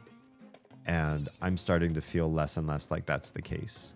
For things like morality, I was much more objective before, and now I'm feeling more subjective, more gray about different varieties of morality. And I also feel that way about introversion and extroversion. I do feel like people have proclivities that they behave in, but that they're not necessarily shut-ins or necessarily party animals. That you can be sort of like a mix, and that can change over time, and it can change depending on the people involved. If some people told you, hey, let's all go out and have a night on the town, depending on the type of people they were and what things you ended up doing as activities, that might be a oh hell yes, or a oh hell no, I think I'm just gonna organize my sock drawer or something. And even for me, like as an extrovert, there are certain things that people would be like, hey, we're all gonna get together and do this thing, and I'd be like, that's not for me. I would not really necessarily, like bowling, I would not necessarily feel happy being out in a crowd with a bunch of people, which is something that I like to do, if it was for a type of activity that it's just doesn't really speak to me, right? It bums me out because I see how they're all super close, but they're talking about beer and being parents, and I'm just like, I found this cool new board game. Oh, well, you get along with us. We're board gamers. But yeah, it's tricky. I do have family that are into talking about sports stats, and they talk about, I don't know, just other things that don't interest me too. And hearing those conversations, like, I just move on. I can still sometimes interface with some of those people like on a one-on-one basis, and they must think like I'm a freak, because I'll usually ask them questions I don't think they get asked by people. Like, how do you feel parenting has changed you as a person? Like, do you feel like there are parts of your personality that you've had to put away, or that there are new parts of you that have developed strictly because you can't clock out from parenting? Like, I've asked people questions like that. I'm like, well, that's not anything about like, average points per match or something like that. But I don't care about trivia. I care about so much more. I want to learn about the world, and in that I want to learn about people's individual stories. So I don't feel fulfilled learning about statistics for things that are like one-offs, like a sports match. Whereas I'd be more interested in learning about, I don't know, like statistics of happiness and unhappiness, and who wants to live where, and who decides not to live anymore in certain circumstances. And yeah, there's so many interesting questions to be had that, to me, the boring ones are really boring.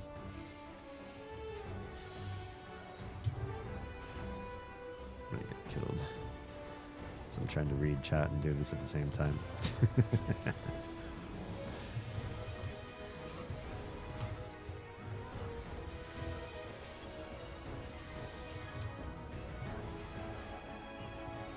I just like to listen to people ramble on about anything personally.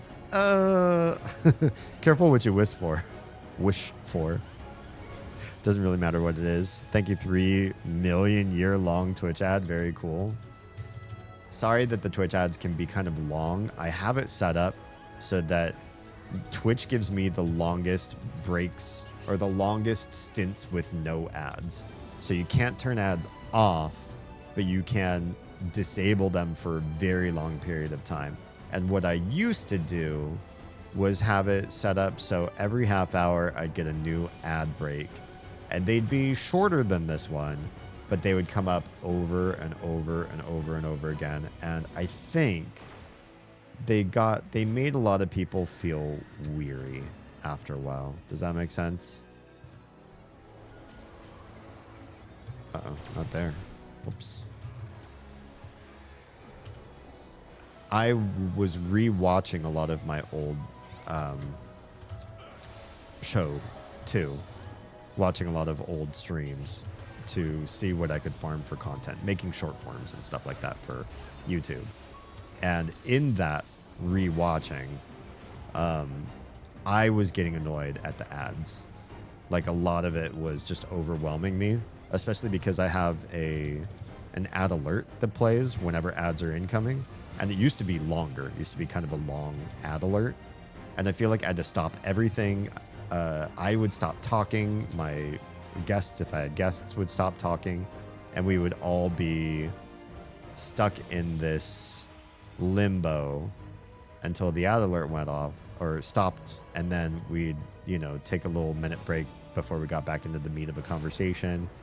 And they happened so often that it was really, I just absolutely decimated myself. It was really disruptive to the flow of everything. I was like, you know what? I just really need longer stints where there's no ads happening. And also doing it this way, we have an ad snooze button that me or my mods can hit if we happen to be like, if there's a very specific vein we're all in the middle of and it's cool, we want to like keep going further down a certain rabbit hole. It's nice to be able to mute the long ad break as opposed to the short one that's going to come back again really soon. If that makes sense. I feel like it's better than what it used to be anyways. If I could disable ads for everybody, I would, but that's all that stuff's behind a paywall. The only thing that can be done there is hope that somebody comes along and gift subs.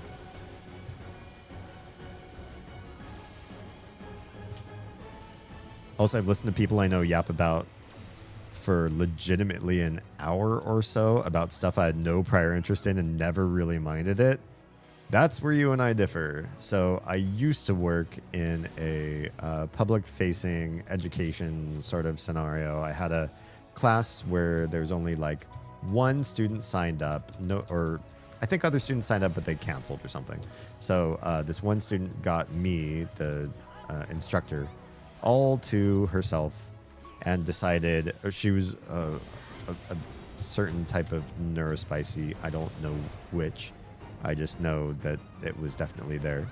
Not least of which because she could only come to my events with a handler. So she had somebody that was like, minding her. Because she had the class all to herself, me all to herself, she decided to spend 2 hours. The class was only an hour long, but she went over in what she wanted to do. And that was tell me the entire lore and history and nuance of Aragon's author and his personal life, and just all of the back lore and histories and interactions of the characters. It was basically like being dictated the Silmarillion.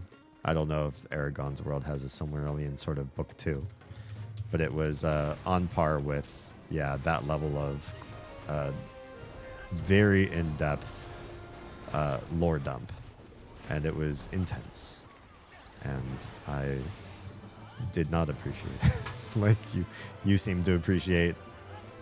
No matter what it is that people decide to engage you with, just to have that deep engagement is interesting and captivating. And I think for 10 minutes, I was kind of like, this is really interesting to see somebody love on somebody else's intellectual property at this depth and to this degree. This is like, I don't feel this myself. I'm not impassioned. I don't want to start reading these books based on the way she's telling me these stories, whatever. But after about 10 minutes, it faded. The feeling faded, and I was ready to go on a break or do anything else. I also had managers kind of like staring at me like, when are you going to disengage from what's going on over here? I was like, I don't know. Can you tell her that I have to go?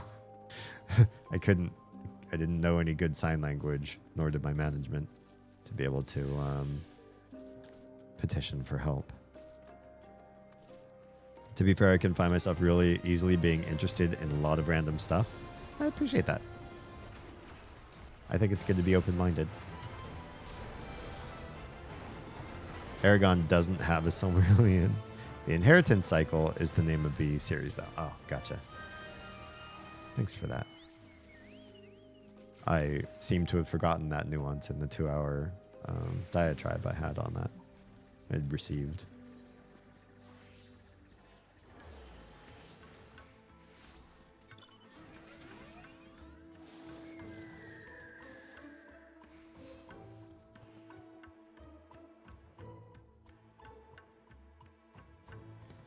I loved Aragon so much. I cried when I finished it because I wanted more, and I thought it was the best thing I ever read. Fascinating. I was 10 and the rest weren't out yet. Oh no. You're like, there's no more, it's done. There's nothing else to live for. You've peaked. You've peaked at 10.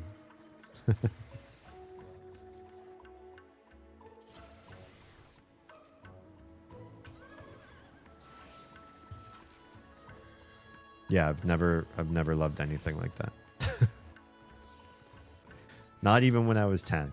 It would be interesting to be able to say, when I was 10, this was the one thing I was absolutely besotted with and lived my entire life around, based my entire life around, which didn't exist.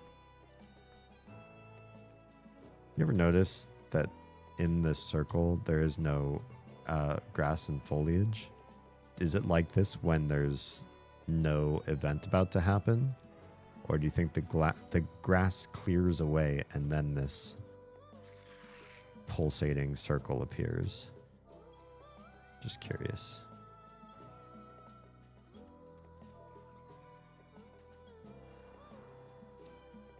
Two hours of Aragon would be a bit exhausting, especially, I think, with the right person, if it was a friend, and if I was consenting, and say, you know what, I love your passion for this. I just want to understand you at a deeper level. Can you share with me what Aragon is to you? Then hearing a 2-hour story, I'd be like, you know what? Yeah, that was very nice. Thank you. It would be consenting. It would be consenting. But to have somebody know that I was a captive audience because I was on the clock, say, I'm going to tell you everything about Aragon and you're not going to leave because you can't. Well, she didn't say it like that. That would be, you know. Then I might have called for a manager. Like, hey, I need an adultier adult. But with the right person, saying it under the right circumstances, I could spend 2 hours listening to somebody talk about their favorite intellectual property, even if I could not reciprocate. I don't even know if I have a favorite topic to talk about specifically.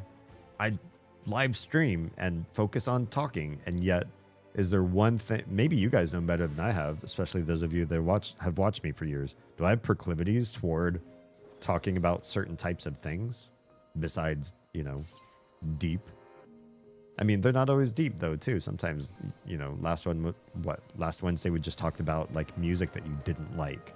What if it was distilled down to its core, right? That's not a particularly nuanced or spicy topic, but sometimes I want to get into deeper, more structured conversations. Kind of makes me think of Harry Potter. At 11, I wanted to go to Hogwarts. Bought a lot of merchandise. Now older, all those cool things exist to purchase for the world, and I don't care so much at this age. Don't blame me there. A number of reasons not to care about that particular franchise, I suppose. All these things I wanted that didn't exist 20 years ago when I wanted them, now I don't. Yeah. I mean, some of that stuff also, too, when you're a child, we rarely think of impracticalities, right? But as an adult, when things are too impractical, they give us pause. I feel like then we're not as interested in spending our hard-earned money to try to accumulate something that might have next to no purpose at all. Does everybody know where to go for this one? Okay, well, they're all gathering. I'm just going to follow everybody because I super don't know. Oh, people are moving away. I saw some people moving close and most people not. So I was like, nope, don't trust that. Don't trust that one at all.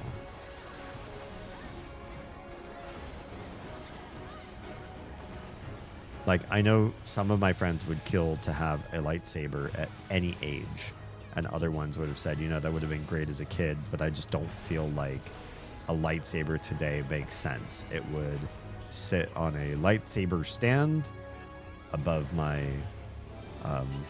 my bookshelf, and then I would do nothing else with it except look at it and have my other Star Wars fan friends also look at it too.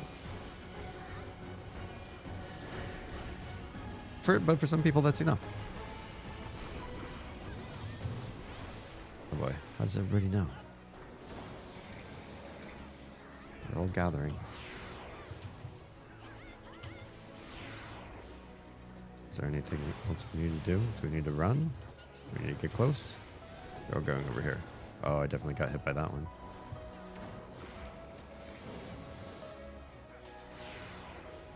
Oh, well, I only took damage from one of those. I'm impressed with myself, I guess.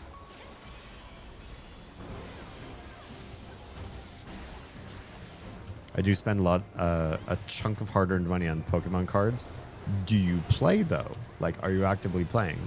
We have friends who play TCGs at a local gaming shop that has all these long tables, music, food, lots of people from the community involved. Like, it's so much more a thing than just I like playing card games. There are many different metrics as to why you would want to be here for these events. So in that case, would you invest in that kind of stuff? For some people, that's enough. It's a lot of things together. It's the game, it's the camaraderie, it's the third place away from food. Third place away from home, I meant to say. It's maybe a group of friends that they wouldn't have otherwise had because of their specific interests.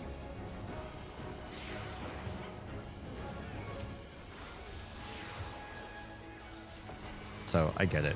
I do get it. And then the money, I think, is worthwhile. Everybody spends money on things that they love, unless you don't have money.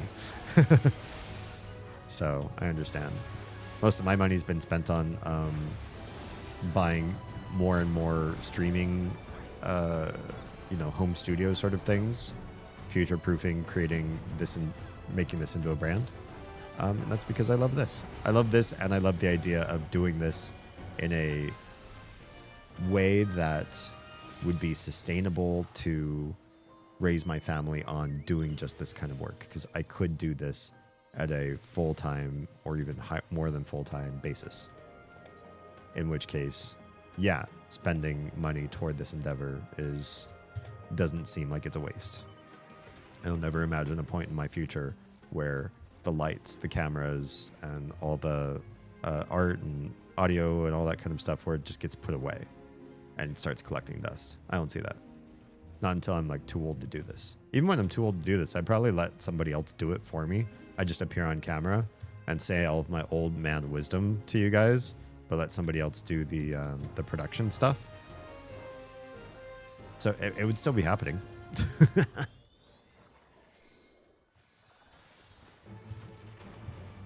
I miss the 90s Pokemon. What was it about the 90s Pokemon? Aren't they still around? Do they ever decommission a Pokemon?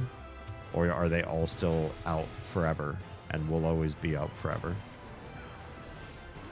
Someone started a presentation with, "You're forced to be here and you can't leave," so I would immediately want to stay. Oh, interesting. Well, when I'm ready to like start a cult, I'll let you know, because it sounds like, I mean, if I needed a cultist, you might be high on the list of what makes a good cultist. Somebody was like, "I'm compelled to be here." That sounds interesting. Most people don't say it that way. Tell me more. Where's the Kool-Aid? Uh-oh, that froze. That's not terrific. We have a lightsaber hall. Of course you do. But you are a couple who both like this sort of engagement with fandom.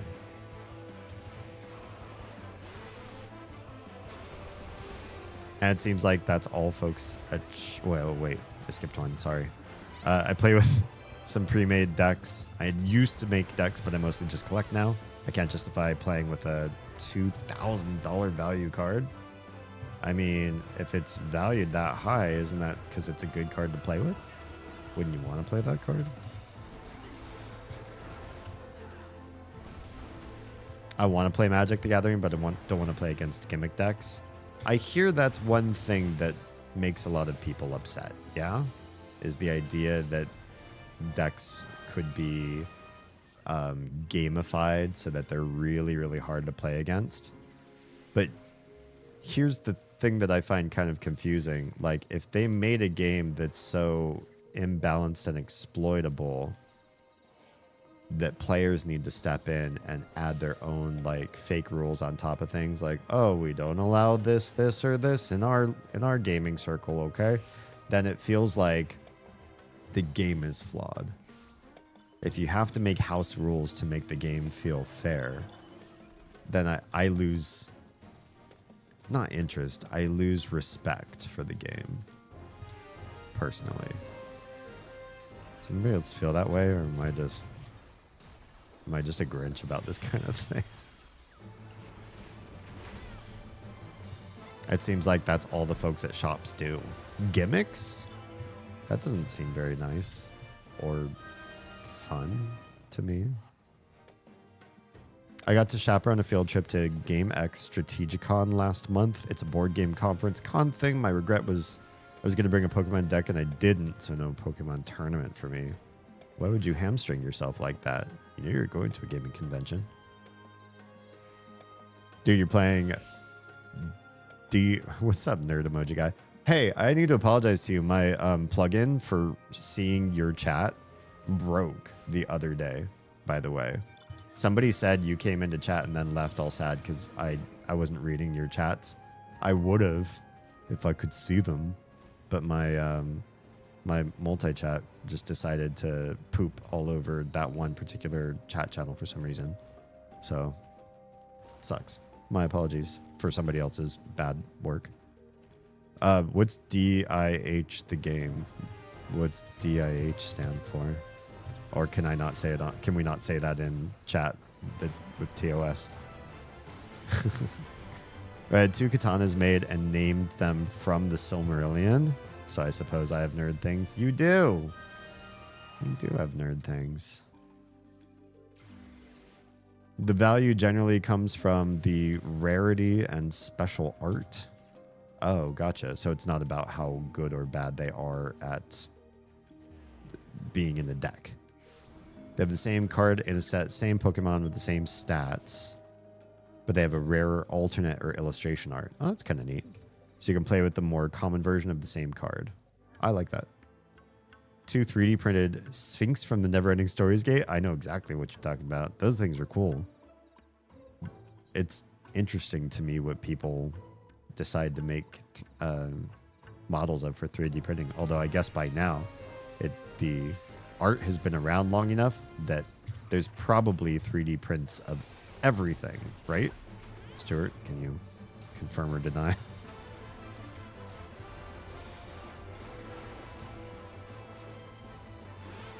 But yeah, not gonna lie, it's pretty nerdy.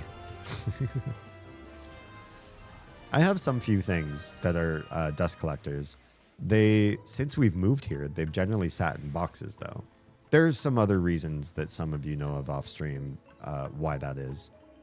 But I also feel like I don't seem to feel too negatively about not having them up on display. I know I still have them. I know at one point I might put some of that stuff up, but more just for decorating a house that needs some decoration than I want to showcase specific things. We have an idea of like where we want to go as far as like the aesthetic of the house, but I don't know that that's the same thing as me wanting to express myself in a certain fandom by owning a bunch of stuff from that. And like I would never go into the realm of like wearing merch or getting a tat or anything like that. I don't love anything that deep. Ever.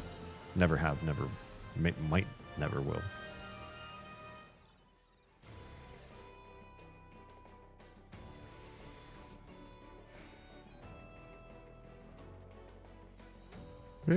Pretty quick progress on Cannoneer so far. Is this thing close to being done? Oh, it's already done. Just like that, it was done.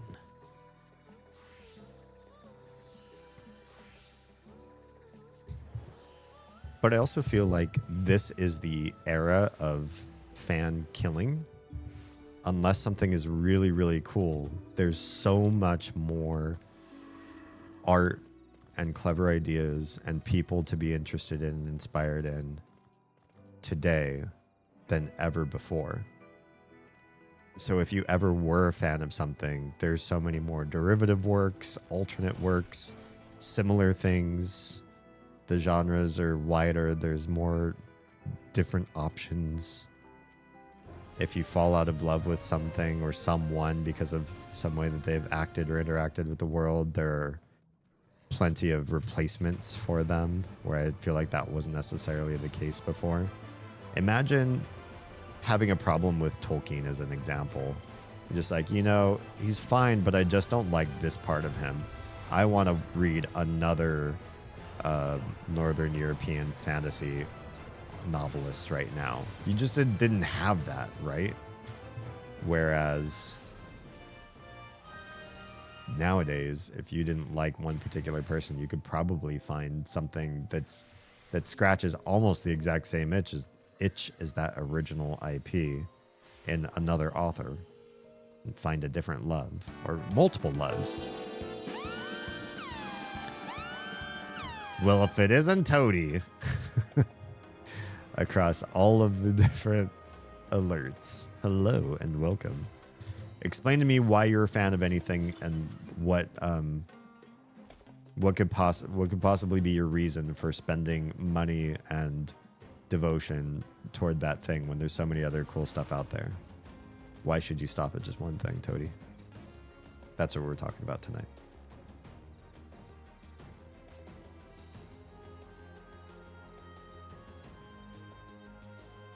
Also, now I feel sad. I actually responded to Emoji Guy because this time I could see. What's wrong, Doug? Well, thank you. Nothing, not a thing. I'm right as the mail. I could see his chats tonight, and I couldn't see them the other night. So I'm like, oh, cool. You know, we can actually talk. And he asks a question, and I ask a follow-up question, and he ghosts me. I'm a little bit butthurt. Bold of you to assume that I stop at one thing. Good. You're like me then. You're black-pilled from the whole concept of being a fan of anything. And you just consume everything like a void creature that's running around the entire galaxy trying to inhale stars and star systems. That's the true meta. All-consuming, never stopping. If there's ever a sequel to something, I'll never know it because I'm already on the first episode or first installation of something else. I don't know about that far. Sometimes I like to see if I like a sequel.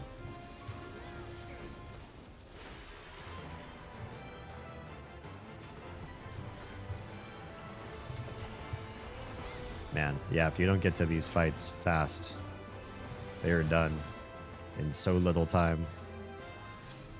I give a whole heck of a lot of rewards, though. Don't call me out on my all-stars diet. There's nothing wrong with being an all-consuming void. As long as you don't consume people's attention for whatever, feeding a never-ending void. I know it's off topic, but have any of you ever cultivated a friendship or relationship with somebody who's just an emotional black hole? And there's always something wrong about them, but it's like they thrive in the wrongness. So they'll reach out to you and say like, hey, I could really use somebody to listen to, you know, this awful thing that's been happening to me or that happened to me recently. And then it's just another thing and another thing every few days. And it's like they're either constantly the victim somehow of a world that's aligning its forces against them, or they just also don't want to hear your advice for anything either. Like you go, oh, you know, that really sucks. You know what I would do? And then you tell them about something. They're like, oh yeah, I tried that. It didn't work. You know, or it made it worse. Or, you know, that kind of thing doesn't work.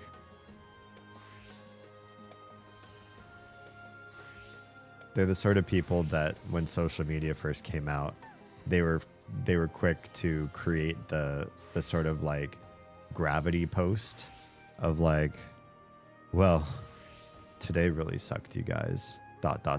and then hit post.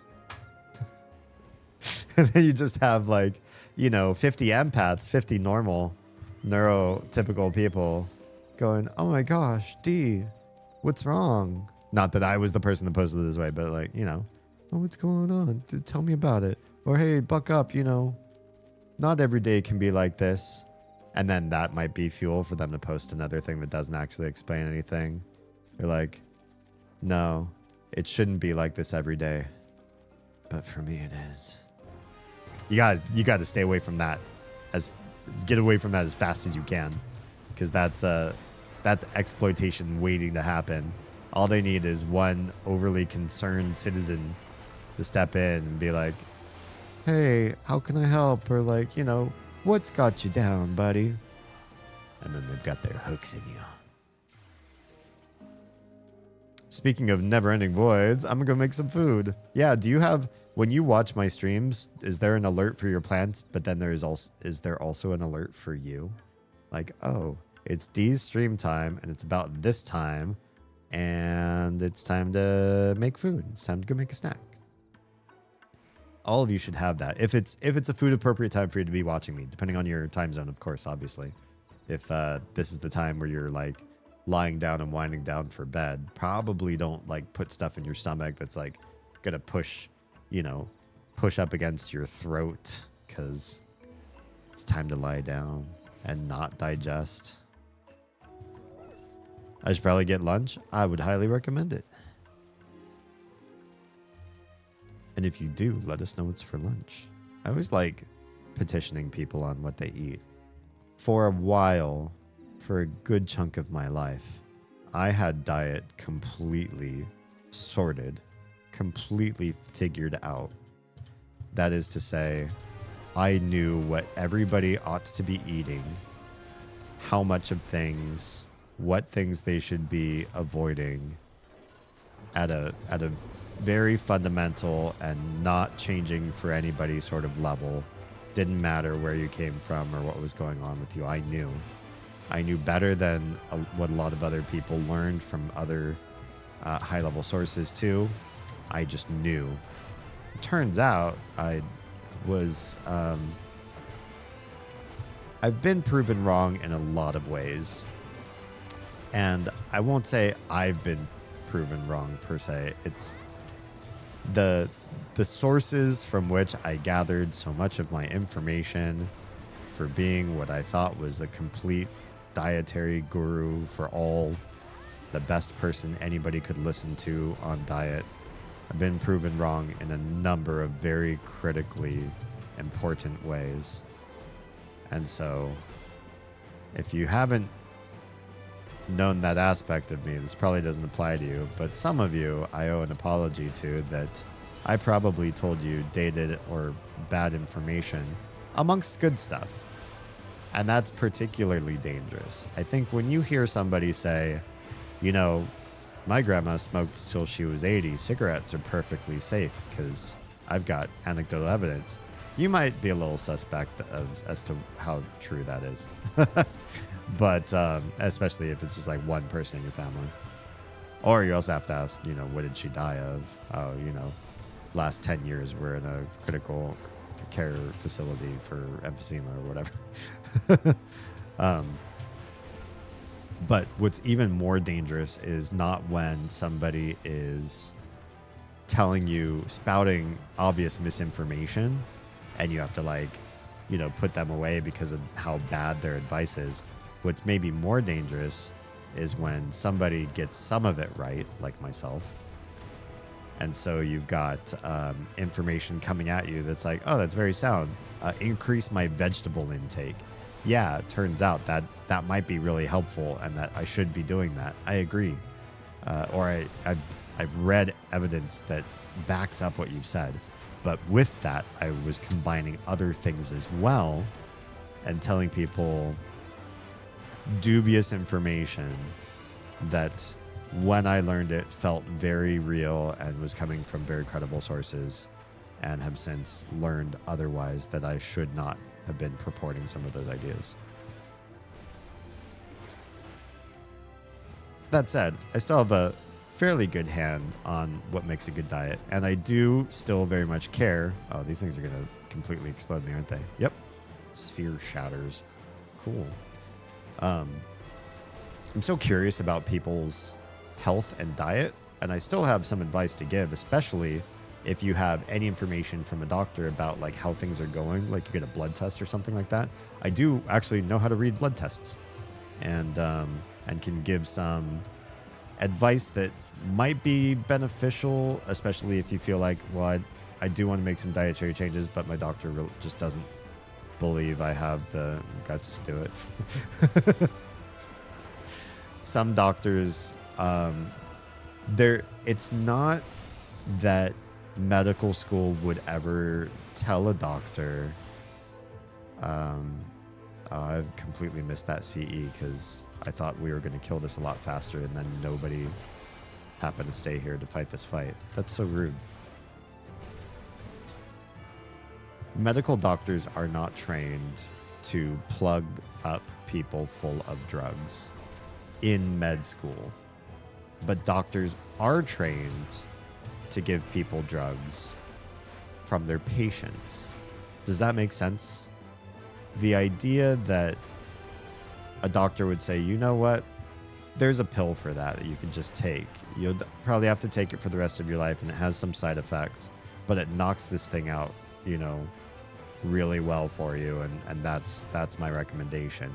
They don't recommend those things based on training that they've had per se.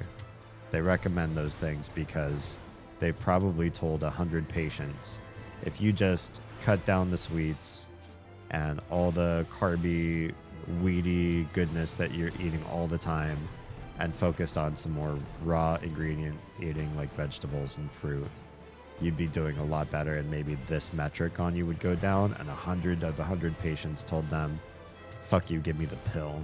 I just want to eat a pill. I want to eat how I want to eat, and I want to take a pill, and I want that to fix the thing, and I don't care if it makes me have other problems along the way. I just want to live the way I've always lived and not make changes for my own health. Please, just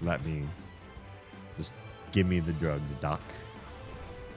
And so they learned to lead with that. They learned that that's the way to start a conversation. You can change that.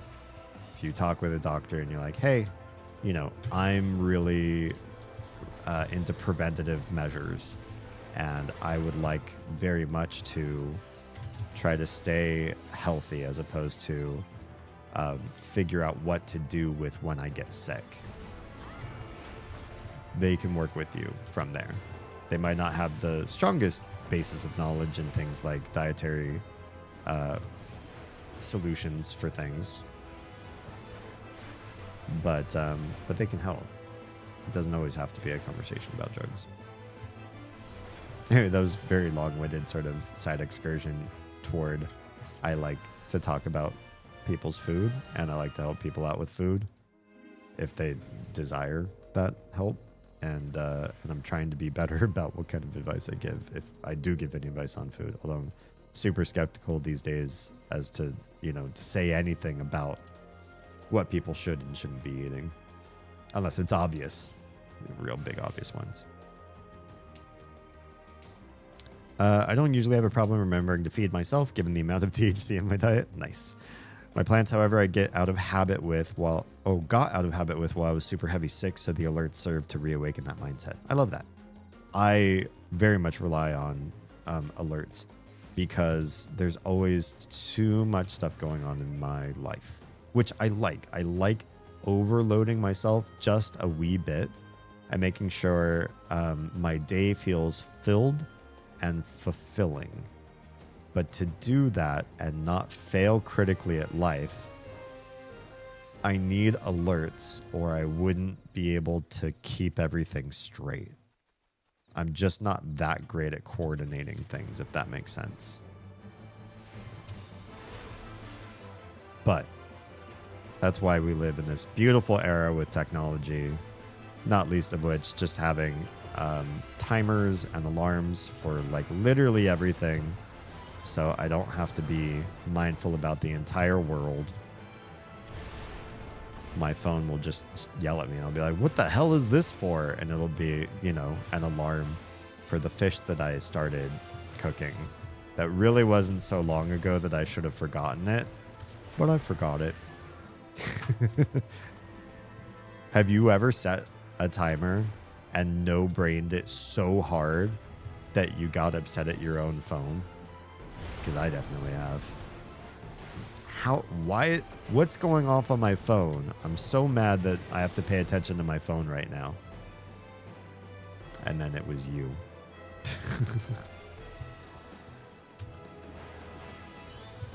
It's 11:35 p.m. for me, but don't think I'm going to be able to sleep for a while. Maybe a little snack. You don't want to do something where you feel like it's going to crawl up your throat when you're lying down so that you're uncomfortable trying to get to sleep. But, just a little something. Maybe it'll give you some neurotransmitter relaxation somehow. Some of the doctor's suggestions I've had were to fill my diet with foods I absolutely can't stand. So those are a big nope. What sort of foods were they trying to fill you with? Usually there are different roads to the same kind of, missing amino acids or vitamins or whatever. So I rarely feel like it's just one thing that you need that couldn't be replaced by something else tasty instead. I found comparable options based off the suggestions, so the info didn't go in one ear and out the other. Okay. Sounds like you already did the thing I was just asking. This is the one thing that I do in my my job as a streamer that I do want to work on trying to fix, because I don't know why I do this, but I love reacting to people's messages halfway through.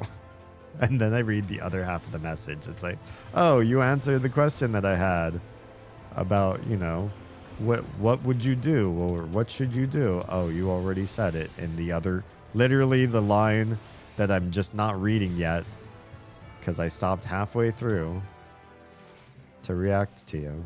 So dumb. Found a job. Oh, level 4 cannoneer. Hey, I've got 4 abilities now. Good stuff. And I should have one now that gives me something by a crystal. Nothing by a crystal. Damn. Okay. Well, good to know. This one does not give crystal buffs.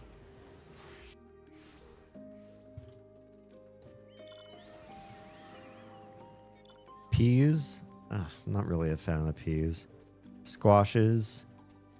When they're done up in a certain way, I can stand squashes, but I never crave squash. It's always like it's being made by somebody else and I'll be courteous to eat it, but I'll probably want it with some sort of salt, butter, cinnamon, bunch of different things might make it more palatable for me, depending on which squash we're talking about. But generally, yeah, I'm not really a big fan of the squash either. Sweet potatoes. I do not like sweet potatoes. I'll only eat sweet potatoes if it's like literally the only vegetable to choose from. If not, I'll double up on something else. And again, in our household, like Oz will make them because Oz likes sweet potatoes. I will not partake, so she knows just not to make them for me. And we're comfortable doing that with the kids too. Got a kid that doesn't like tomatoes and a kid who loves tomatoes. Guess who gets all the tomatoes? It's a kid. Hello and welcome. Okay, it's a side, but not a dominant part of a meal. Yeah, I feel that way too. What about parsnips? I've never liked parsnips. They taste really bitter to me. Now, is that a preparation thing? Because I used to not like Brussels sprouts, and then somebody prepared Brussels sprouts in a way. One of my BFFs was like, let me show you Brussels in a fantastic way. And I was like, oh my gosh, I've been, enlightened to a good Brussels.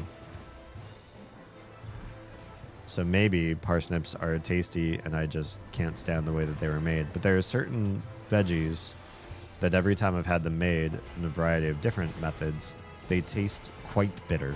And I'm really a hard sell on bitter. I'm a hard sell on bitter teas, bitter veggies, bitter anything. If it's bitter, good chance I'm just not going to have a good time. Peas I'm not fond of, but I'll eat them mixed with other stuff. I feel like peas are a great mix with other stuff food because while they don't particularly taste terrific alone, they don't taste like much with other stuff. Like I've had them in, pot pies and casseroles and stuff, and the pea is there.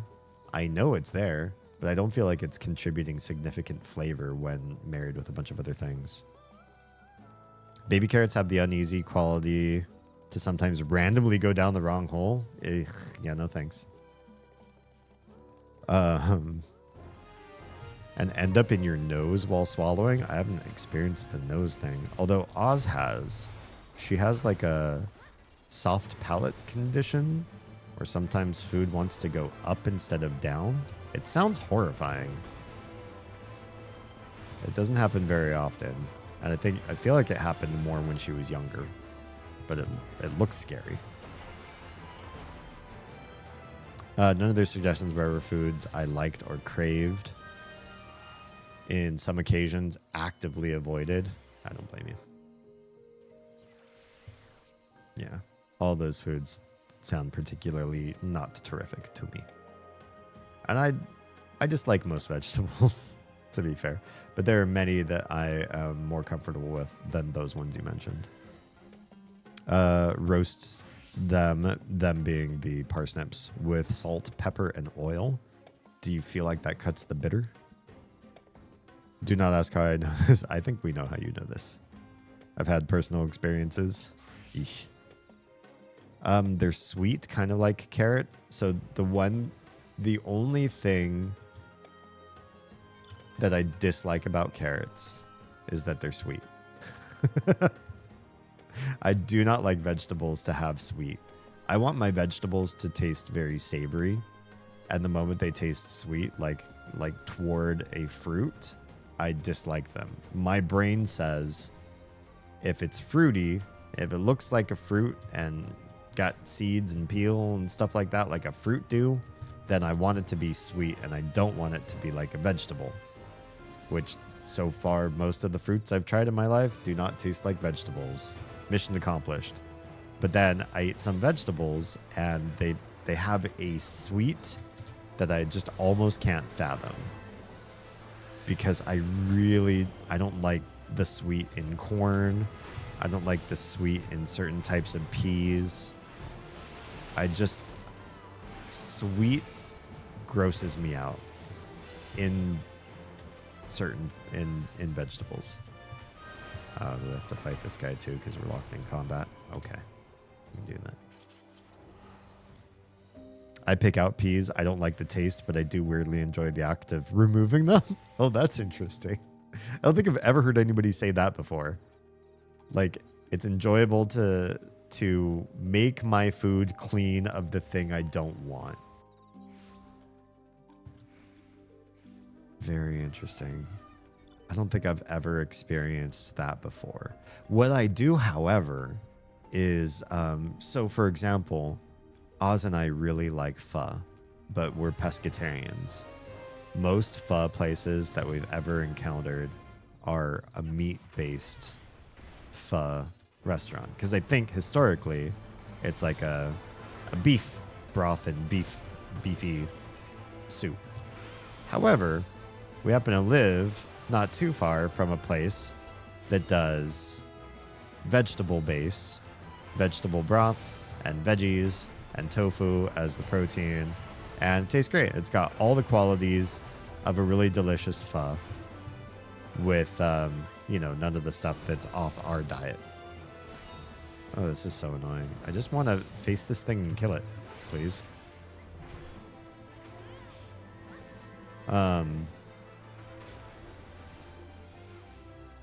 Where's I going with this? Oh, yeah. So we order it, and it comes with a bunch of veggies that I don't particularly like, but it comes with some that I really like. It has mushrooms and onions and the tofu and the noodles. And if I had a soup with those things, those 4 things, I'd be really happy. So it also happens to come with carrots, bok choy, broccoli, and bean sprouts that you can add. And I do add them. And I pick them all out, but I don't pick them out to set them aside. I pick them all out and eat them first. So it's like I have hot broth-soaked vegetables that I really don't care for, but I just eat them because I know they're good for me. I dip the bean sprouts and let them soak for a bit so that I also have, a bunch of bean sprouts added to my diet too. Of all those things, I eat all of them out of the bowl entirely. Maybe I am a bit neurospicy. And then I have my soup. I have the mushrooms, the onions, the tofu, and the noodles. And I add spicy chili oil and fresh basil and lime. And it's a really great bowl of pho minus that other stuff. But I'd never ask the cooks to get rid of that other stuff because I know I need vegetables. And it's a reasonably palatable way to get those vegetables. They're not awful, but I just don't want them in my soup, so I eat them all first. I get that I don't like tomatoes because they're sweet in a way I don't like. I don't like sweet tomatoes. So even with my tomatoes, my corn, peas, carrots, I want all of those to be as savory as possible. My mom was the other way. She would sweeten stuff like especially carrots. She'd cook them, and she'd cook them with brown sugar, so they'd be extra sweet. And it always icked me out. I had such a hard time eating her carrots that way. Just give me the carrot before you cook it. I'll just eat a raw carrot instead. The reason I hate peas is a tactile thing for me. If a pea pops when I bite it, my brain conjures up the image of a zit popping in my mouth. It's just nasty to me. Oz has that with tomatoes. The cherry tomato, because it's sort of grape-like, when that pops in her mouth, her brain says, grape. But she didn't have a grape, you know. She just ate a tomato. And when your brain is thinking grape, the last flavor you probably want, even if it's sweet, is a tomato. Oh god, we do not have very many of us for this. This is gonna suck. Get in here, touch it, you jerks. This guy's gonna let loose, and we're gonna be in so much trouble.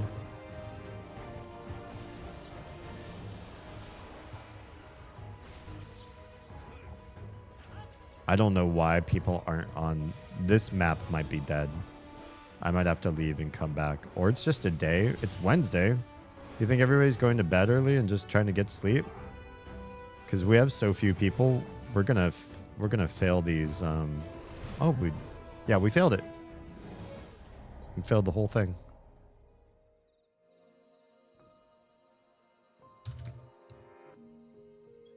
Well, I'm gonna wait for somebody to step in and res. Looks like we got a reser who is locked out of the CE too. So, you know, this is gonna be fun for them to come back in and res absolutely everybody.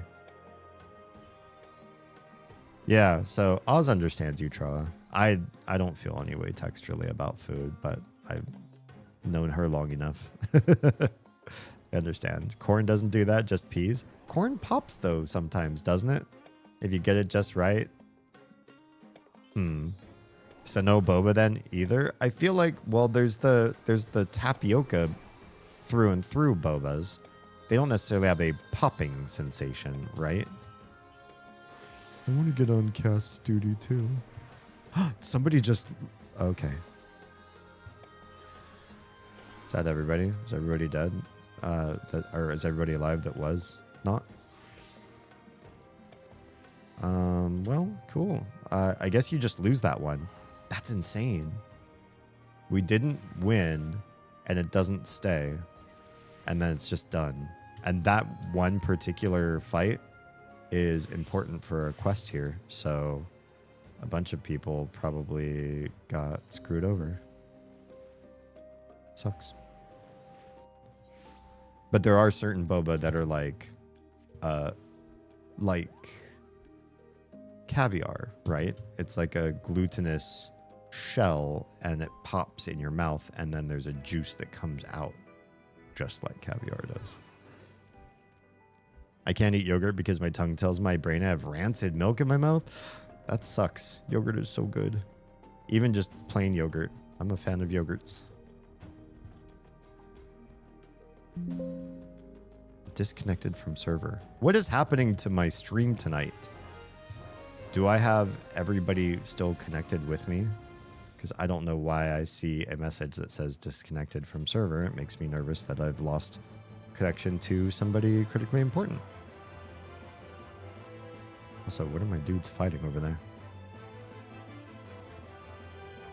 Carrots with brown sugar are a crime. Honestly, it was a very low light in my in my past. Not a fan. That's why I cut cherry tomatoes in half. Probably that would be the only way Oz would have them, is if they were cut up first before adding to a salad. Yeah, cherry tomatoes have much better flavor than hothouse. I think the other thing is too with cutting them is that they're going to be easier to handle when you're actually eating the salad. Your fork has a higher chance of stabbing than the full tomato, I think. Maybe. Oh, there's another CE already. Maybe we just want to go do that. There seems like, you know what? I'm gonna head out of this map. I just realized, because that last CE that we fought that we lost so badly, I don't trust this map anymore. So I'm going to bounce out. I'm going to join a different map. That means I have to check this one to see where that CE was spawning. Crawling Death down at the bottom right.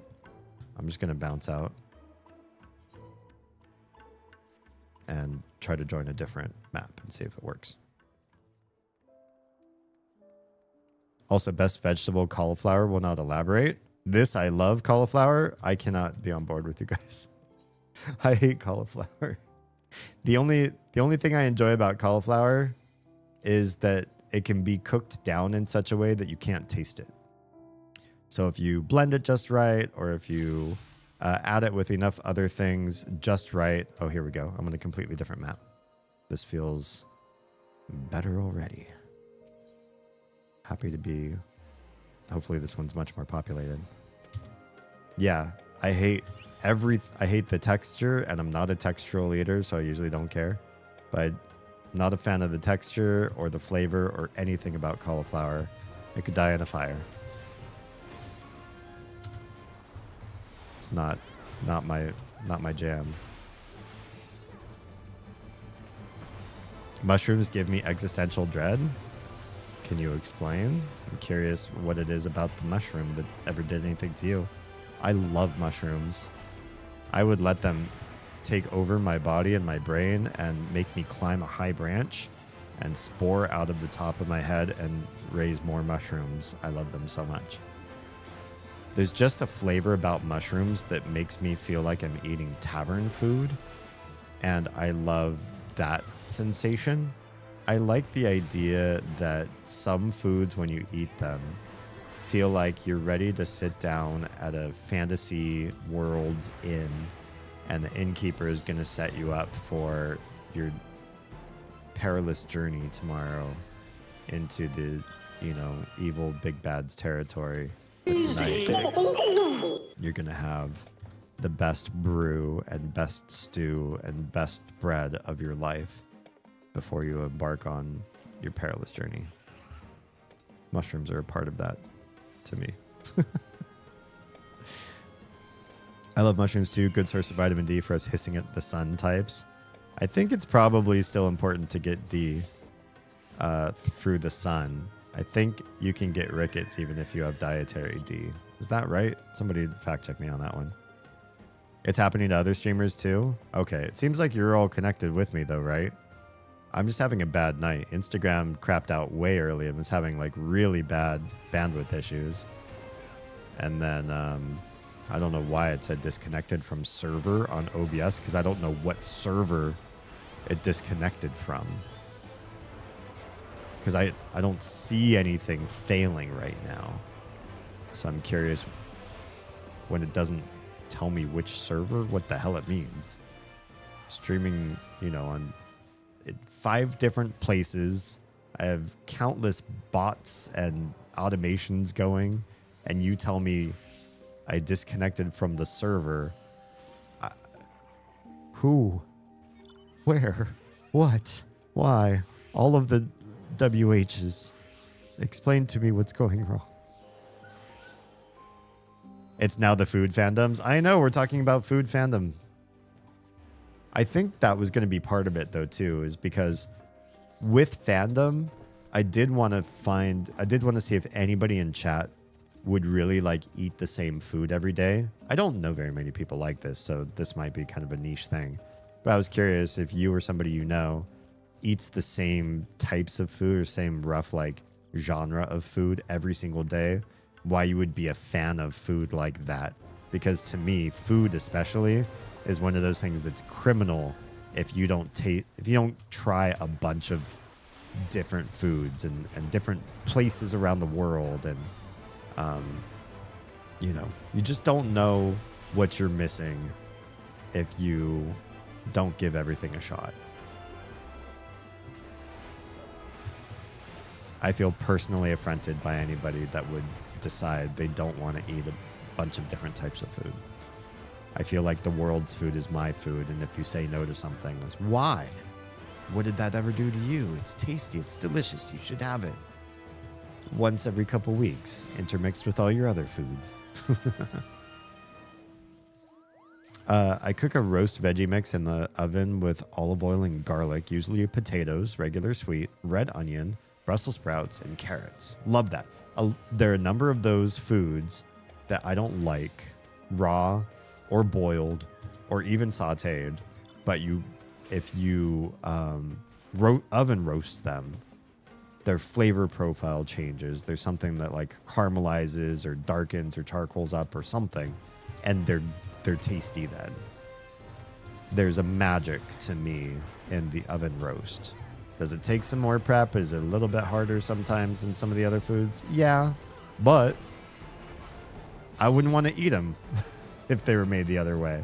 So sometimes that's what it takes for me to want to enjoy that food. My vitamin D comes from a bottle. Don't you also like, do you need other D or no? This is one of those things that I might need help deprogramming in me. Deprogramming. You see what I did there? Yeah. So I'm curious if taking it artificially is good enough, or do you actually always need sun-derived D? These people know where they're going. I sure hope they do, because I'm following them. You can go straight through here, right? A bunch of people are going around the outside. Around the outside. I couldn't help it.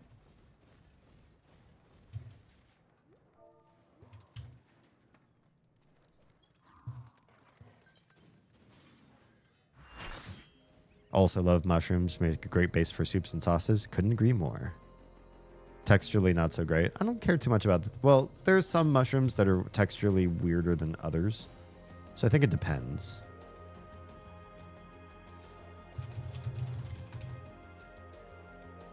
The flavor is good. The texture is fine, but they represent rots to me, and I just can't. Mushrooms do? As a kid, I loved them, though. My brother has ARFID, so he doesn't try a lot of things. I've heard of, or I know some people who have ARFID, but I don't understand it well enough to know how deeply it affects them. Like, is it something you could stomach through? How do you ever get like your proper nutrition? Like the one that I know could basically live off of cheese and bread, but you'll die, right?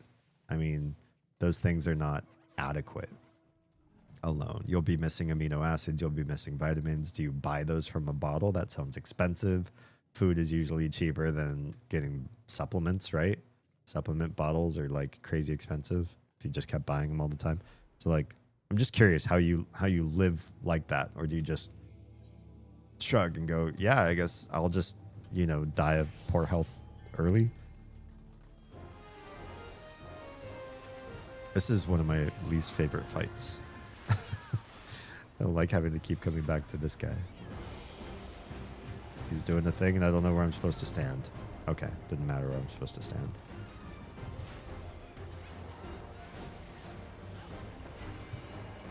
You just gotta follow everybody else. Do we stand by his coattails? Oh, I think we stand by his exposed knee.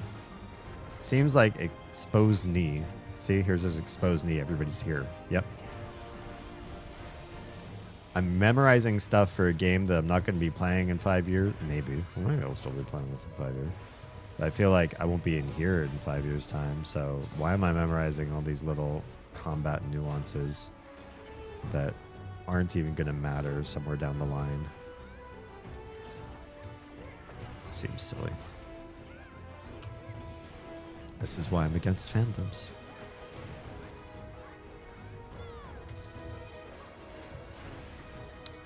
One of my favorite ways to spoil myself is to make a collection of finger foods from all over the world. That sounds pretty tasty.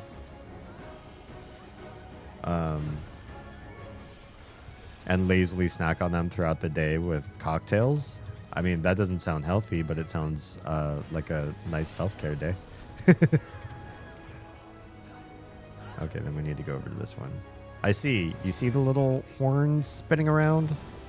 Yeah, mind the horns spinning around. They tell you everything you need to know about the order these come in. I didn't see it the first many times I fought this fight. What kind of cocktails do you make for finger foods? Bit of an around the world victory dance. That's fun. That's fun. If you can't get organic D, store-bought is fine. Okay. I like it. I like the way you put it. All right. Hello, Error. How you been? I feel like it's been a minute. Where's this guy's knee? Over here. These lava explosions make me nervous. I have to kind of like not read chat for a second while I figure out where not to get burned by this guy's lava. He's such a gigolo. Lava and leave him. My name is Cooked, but it's me, VHS. Wait, you're... Oh, hey, what's going on? What happened to your name? I mean, I like Air 404. It's a fun name, too. What did they do to your name? What did they do to you? Oh, did I make it? I think I made it. We gotta get to that one next. Dash in, because I don't think I'm gonna make it to that one in time. Uh-oh, people are dying. Oh, I did okay.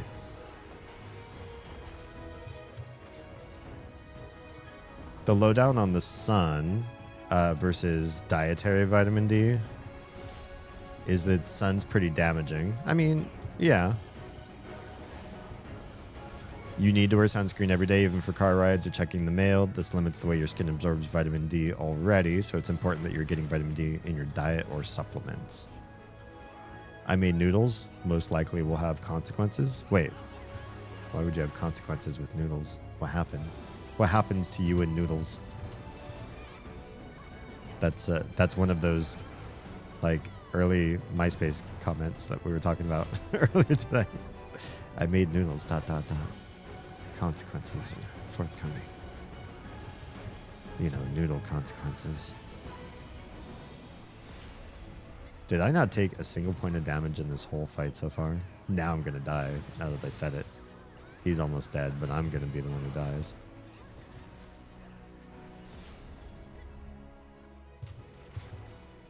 I just feel like you just run around so much with this guy. It's hard to pay attention to literally anything while it's happening. Oof. Send you an article on Discord to read after stream. Thank you. I appreciate that. One of my favorite things is in the morning after a discourse, especially the Wednesday streams, especially, is to get online or get on Discord and catch up on what everybody wanted to share with me. Sometimes I do it right after stream. You should chastise me for doing that because it does eat into my sleep, which eats into my productivity and parentability the next day. It's a bad idea. Actually, usually bourbon, it's a good slow sipper drink. I love sipping bourbon. That's a good one. We do not have it around the house because it will get sipped. If that makes sense. Unfortunately, some things will get sipped until they are no more, and bourbon is one of those.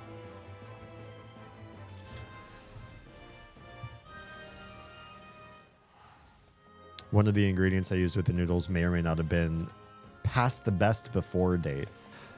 We're usually pretty good about that, but every once in a while, I will make an executive decision and use something that is kind of like on the outs. And I think as long as you give it a good smell and taste and the texture lines up, it's not like oozing something it shouldn't be oozing. Like everything seems on the up and up. I'm usually not too worried about that date, because the date can be indicative of this really needs to go, but it can also be indicative of this is a quality assurance thing. Like, if we don't put this date, then there's a risk factor that increases. And I'm okay with assessing the food myself to determine whether I feel like that risk is appropriate. I'm not trying to like eke out every last dime from the food that we buy so that, you know, we have to eat it, even if it's going to spoil or it has a little bit spoiled that we have to eat it. I'm not trying to do that. But I try not to waste things that seem like actually it could probably be useful still.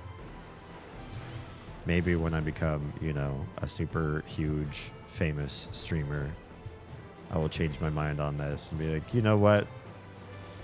We pay our servant well enough to always have the newest food on hand all the time. Just kidding.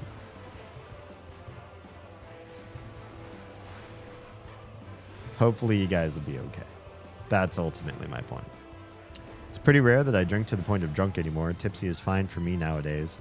I am happy with tipsy. Drunk usually is accommodated by other things I don't like. Headaches and joint pain and nausea and dizziness and just other things that I don't particularly like crave. Even when I was like young, virile, and ready to drink, you know, until blackout, I never got like all the really, really fun stuff that other people did at drunk. Some people are fine at tipsy. I think I am too. And some people have interesting, fun components to who they are when they are full drunk, and I do not. Wait, hang on. Let's change this up and get a couple buffs here. We want this buff, which we didn't put on me since I changed instances. There we go. Got a nice little buffs going on now too. Yeah, I just never unlock that stuff. Some people will be like, oh, you know, all my social anxiety goes away and I just become giggly and cuddly when I'm drunk. And I'm like, that stuff doesn't really happen to me. First of all, I'm just not giggly, period. I'm just not a giggler. And I will cuddle full sober. You can be full sober. I can be full sober. And it's not going to stop me from cuddling. So I don't know. There are so many things that I think people use drinking for fun when they're drunk, and I just don't get I don't have those experiences. Yeah. Also, I don't have any social anxiety. Well, I used to. It depends. If I'm going to be upset with somebody, like we're gonna throw down and be angry at each other, I get a little bit anxious. But I think it's a different sort of anxious. Like I get shaky and hot faced, but I don't want to step down or hide. I want to confront, because I usually feel like I'm right. I think most people do. When you're getting into a confrontation with somebody, you usually think you're right, unless you're one of those fakers that like just wants everybody to think you're right, but inside your heart you know you're in the wrong, and you're just trying to cover up. I usually won't stand up for myself unless I really feel like I am in the right. So then I want to fight. Then I want to prove it.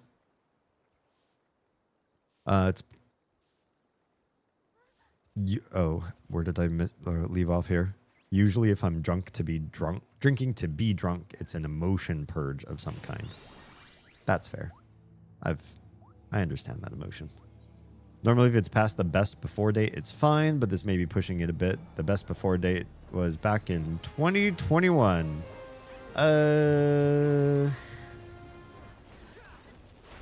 What was the ingredient?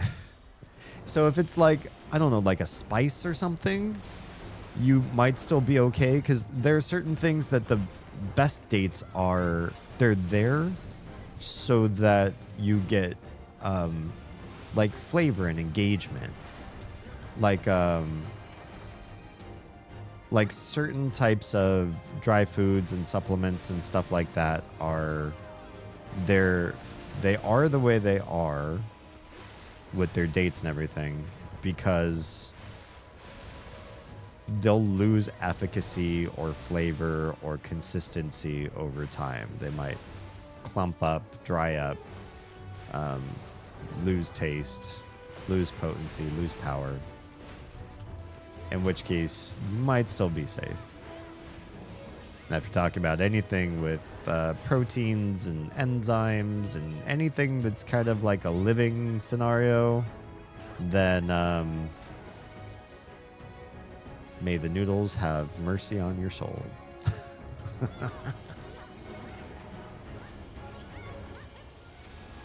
Oh, this is not good.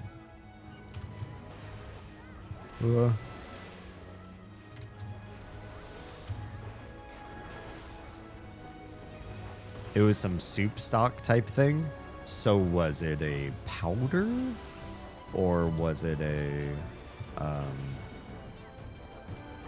like a liquid of some sort? Because that would definitely change the metrics, I think. Acidic stuff like tomatoes usually safe since acid works as a natural defense from bacteria. Oh, good to know. I still feel like I've had some encounters with rot and tomatoes, though. So not everything dislikes a rotten tomato.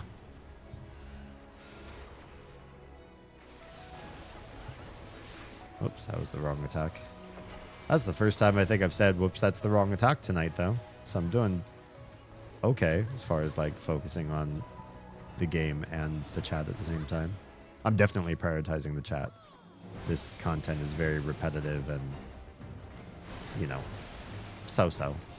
It's fun, but it's just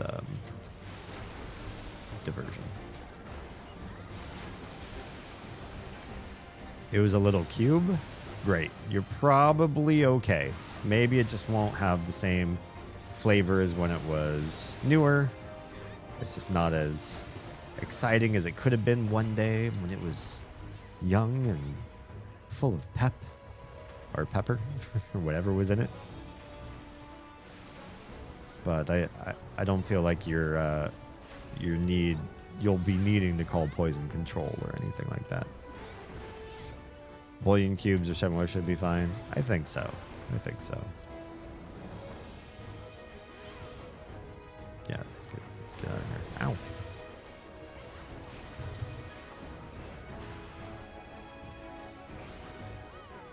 Just got a tiny bit concerned seeing it was 4 years out of date. Yeah. I don't blame you. You have a right to be concerned.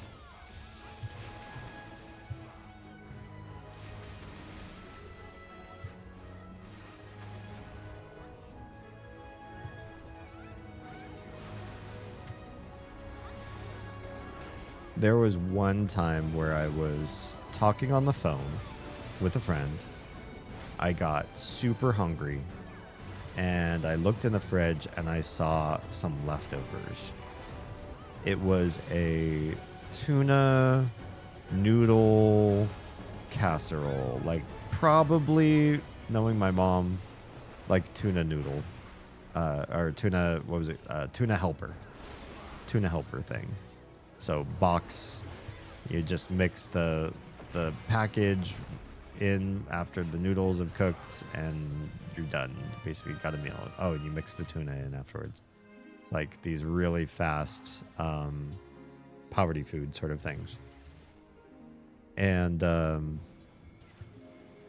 I found that it was, just leftovers, so it wasn't like a full serving, but I took that out and it was cold, very, very cold from the fridge. And cold with tuna, I feel like tuna and potatoes both have this. When they're particularly cold, whatever flavor metric you could normally taste with them, it's very muted, right? Tuna fish has a strong flavor, and the warmer it is, the stronger the flavor, especially when you're talking about that stuff that comes from the can that's all flaked up. It's got its own strong flavor profile. But this one didn't have much of a flavor at all. It was cold, but, tasted creamy from whatever cream sauce was in that mixed packet. And got the noodles and tuna, and I'm just chomping away at it. But partway through my conversation with my friend on the phone while eating and talking at the same time, highly distracted, I get this sense, this essence of sweat socks. And I'm like, are my socks really dirty? It smells like gym socks. And I actually, like, I think I smell my feet. Like, what's going on? And I'm not too terribly stinky. So like, there's something off going on here. And then it dawns on me, this meal that I've now shoveled probably 7 or 8 good bites of. Like, really eating. What's up, Izad? Just like chowing down. It's rotten. The tuna, the cream, probably all of it is rotten. And it tastes and smells like gym sock sweat, like foot sweat. I could have thrown up right then. I was so disgusted, and and told my friend online, I'm like, I gotta call you back. You know, I think I might have like partially poisoned myself here, done something awful to myself inadvertently. I was in a real bad state. I was not happy. And you can't, like, you can spit out the bite in your mouth when you find that kind of stuff out, but what do you do with the other 7 bites that you heartily swallowed while chatting on the phone, chewed up, swallowed the whole shebang, and I super didn't notice at all that I was eating rot. We're playing Final Fantasy 14 tonight. I'm in a specialized zone that's there's a CE just outside of the city. Nice. A specialized zone that's it mimics Final Fantasy V and old MMO mechanics. So it's it's a little bit different than the rest of the game. It's a little trickier, but it's been fun. It's been an interesting mix up from the normal vanilla game. Some of the boxed meals aren't too shabby. Honestly, I lived off of them for, the majority of my childhood, and I turned out. I don't know, I turned out. I turned out at least. I made it to this age, and I don't have significant health concerns to step in and have emergency issues with a doctor.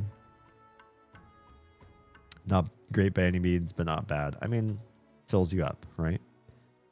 Hearing Jim Sock sweat has honestly kind of ruined the noodles. No. Your noodles, 1, don't have expired tuna. 2, don't have expired cream. I think you're going to be okay.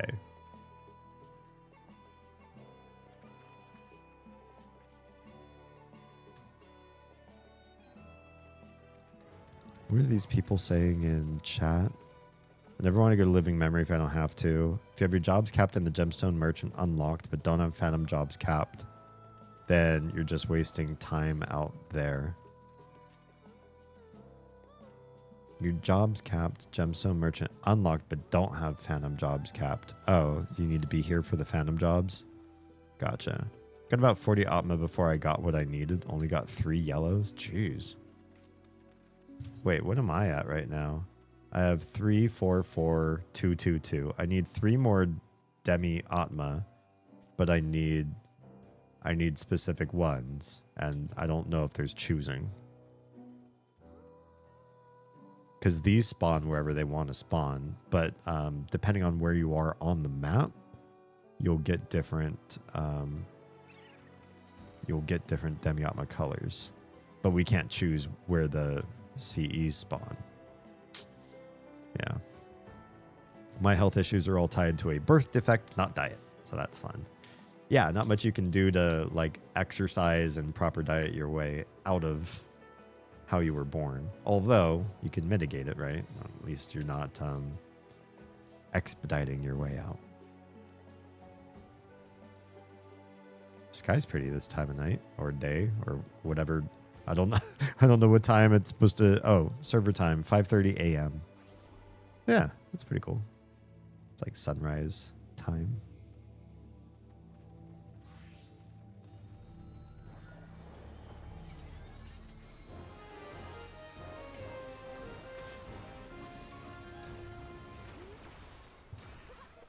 Oh, I could blind this guy.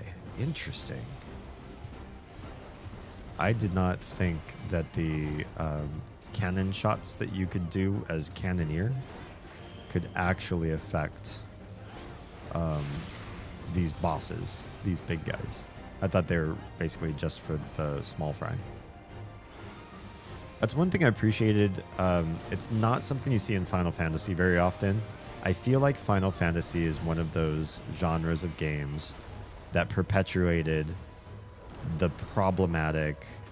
You've got abilities with a bunch of your characters that can do status effects, but with status effects, all the fights that matter the most don't let you do those status effects. Like, you want to stun an enemy, well, you can't stun a boss. You want to put somebody to sleep, well, can't be a boss. So all the little fights where we generally like save our resources, those are the ones where the status effects work. And all the fights where you would want to use everything you got to try to beat it because they're extra hard, you can't do any of the special like fun little things because none of them will work. And I get that, like, if you put an enemy to sleep and it's a boss, it feels like you're kind of cheapening the content a little bit. But then they just have to change the rules on how these spells work, right? Maybe a boss can be slept, but can't be slept for as long. Something. Figure something out.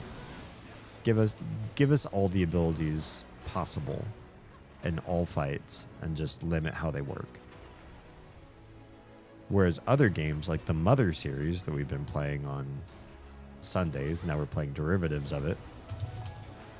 The Mother series, I felt like every time you had a status effect ability, you were supposed to use it on the boss fights. The boss fights were important to remember that you had those things, or it was important for you to remember that you had those things so that you could exploit the bosses. If you forget that you have those abilities and then you try to fight the boss, sometimes they made the bosses too hard without the exploit. They're supposed to be played a little bit cheesy, because without the cheese, they'll make it almost impossible.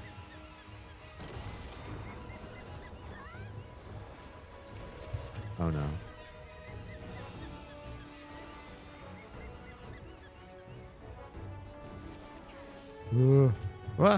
I got hit by that one. My speaker keeps cutting out. Maybe time for a new one. I'm sorry it had to happen on one of my streams. But I hope you have a good one in mind. If you need a recommendation, I'm a horrible person to recommend because I haven't bought a speaker in a very, very long time. I just don't listen to things through speakers very often. Obviously, we listen to music, or not, I shouldn't say obviously. We listen to music in the car. Our car has the ability to plug your phone in and just play from your phone, so that's kind of nice. So we just use Spotify, and that keeps us pretty well engaged with the kiddos. They have a lot of requests for their own kind of music. We talked a little bit about that on the last discourse, actually, which what musics they're into. And we listen to music at home, usually around meal times, like making food and eating food. But we do that. One of my friends, one of my old coworkers, gave us a Google Home. Is that what they're called? The basically home smart assistant speakers. He bought it and just decided he didn't like it and just was like, here. So that's nice. And then on my computer, I've got the headphones. I do also have speakers, but I'm not about listening through speakers. In this room too, it's like if you're in here, you're sitting at this computer and that's what you're doing. you wouldn't be getting up and like doing other stuff in this room. At least not right now. Maybe some point in the future. But yeah, so I haven't bought speakers in a long time. Oz has speakers on her machine, but they're also, I think they're like Dell that came with her original computer. We've since upgraded her computer. It's not a Dell anymore, but some things still are Dell. She still has like a Dell keyboard, which I think after her current stream goal, she's going to try to save up for a new keyboard. Maybe that's the next thing. She should. I want her to have a good keyboard. Has a Dell mouse and has Dell speakers, I think, if I remember right. I have a small sound bar I'd saved a link for. I was planning to get for the computer anyway. I just pulled it up and it's 75% off. Oh, this was meant to happen. Your old speaker was like, hey, so I hear there's a sale. I'm just going to crap out and inspire you to do this. So it'll be here Monday. Nice. Well done. Sometimes that's all it takes is a death at the right time.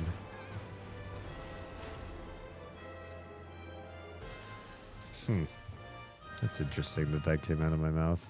Okay. Where are we going next?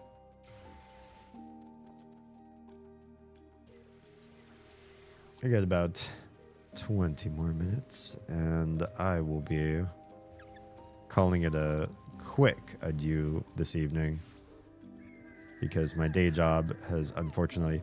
If you notice that I haven't been posting clips in a hot minute... and you notice that I have other some of you might know I have other projects that I'm working on right now. Then you may realize that the reason why this stuff isn't happening is because I've been intensely busy, unfortunately, making money at the thing that I don't want to keep making money at, that I'm trying to disconnect from. And get the show on the road with the content creation. It's hard when you have one foot in one pool and a toe in the other and you want to swap. But the only way for me to swap and go, one full foot in the other pool, because this is the thing with content creation, I can't jump in and start asking YouTube and Twitch to give me a full paycheck. Right? Not an employee. I'm a contractor. By default, they don't have to give me money. So I'd be completely immediately out of regular steady income, which is a huge risk for the kids. But if I were able to shift pools, I could make it happen. Shifting pools means my day job would need to have something like what I do, but at less hours. Like, oh yeah, here's a part-time or a 3/4 full-time or something. And you can like shift your way down and we will, help you on your journey towards this new goal of yours. They don't got that. That's not an option. That's not what they want. If I was like, hey, could I get less hours? They'd be like, less than full? Yeah, we've got one option. Looks like we have a 0-hour option for you. And you could take that. You could take 0 hours a week.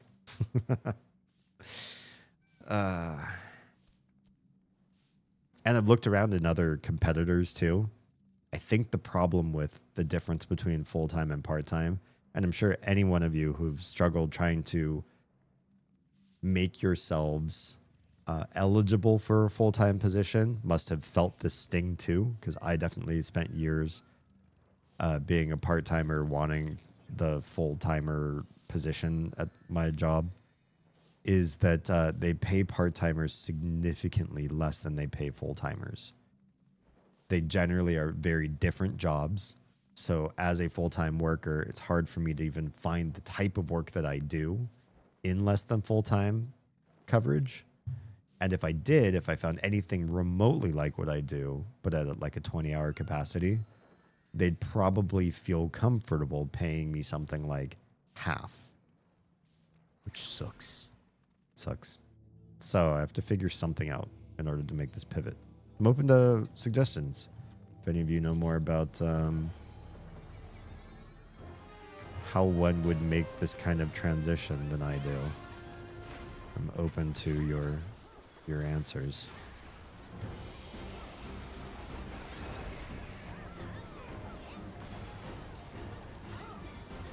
This fight is not too terrible.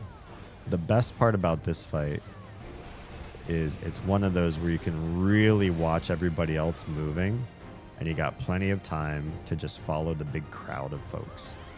And go, look, everybody's coming over here to this part of the map. Let's just walk with the crowds, and nobody gets hurt. I just have to actually pay attention a little bit to where the swarm runs, and then I'll know where I have to be safe.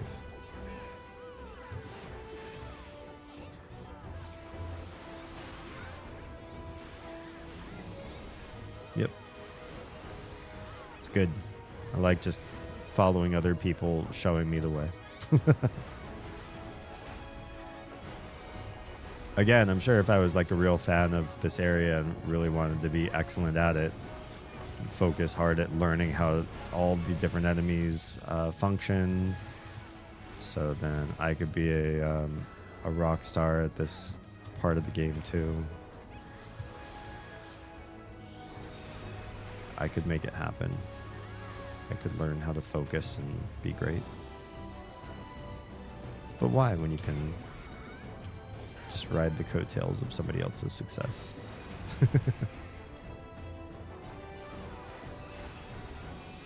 All right. I'm going to step all the way out.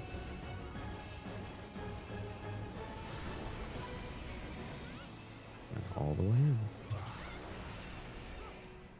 Oh no, I got hit by something. I guess I was wrong.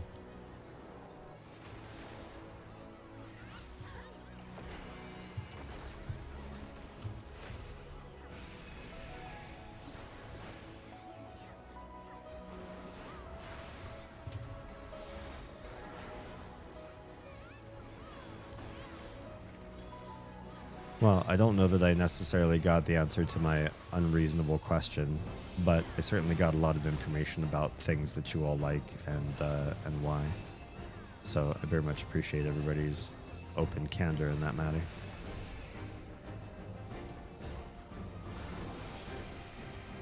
Ah, bollocks. Messed that one up too.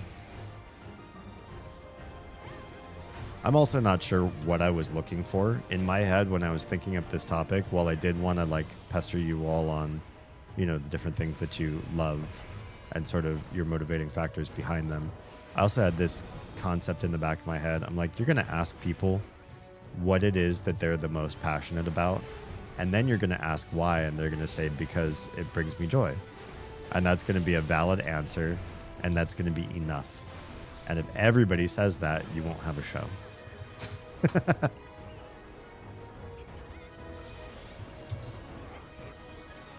But luckily, a lot of you were more nuanced than just that and gave me some higher detail responses. Or else I would have been in trouble. We wouldn't have had a show.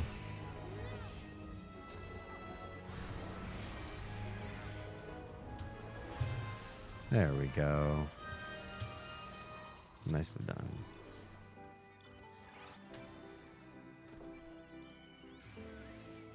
And I get the whole bringing you joy thing. I think if I had a higher sense of joy for things, I would probably be more passionate about pursuing them as well.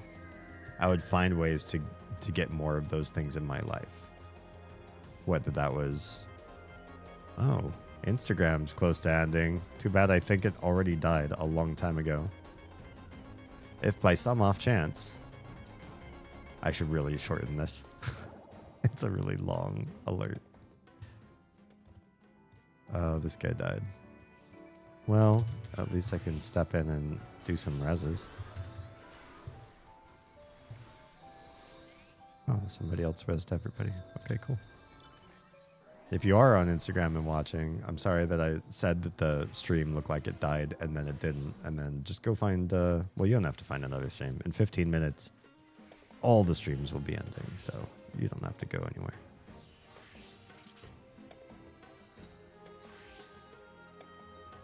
Yeah, this is a much more active instance, and so you have to be a little faster to actually get credit for some of these, not the CEs, the fates, because I lost that last one. It was too slow.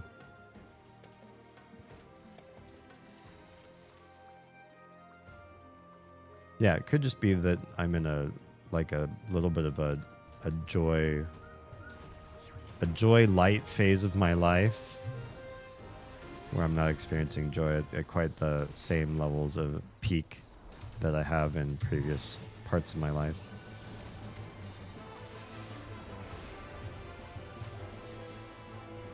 But I also feel like part of my ambition right now is just to build something so that I can be lazier later. That's a real drive for me, actually.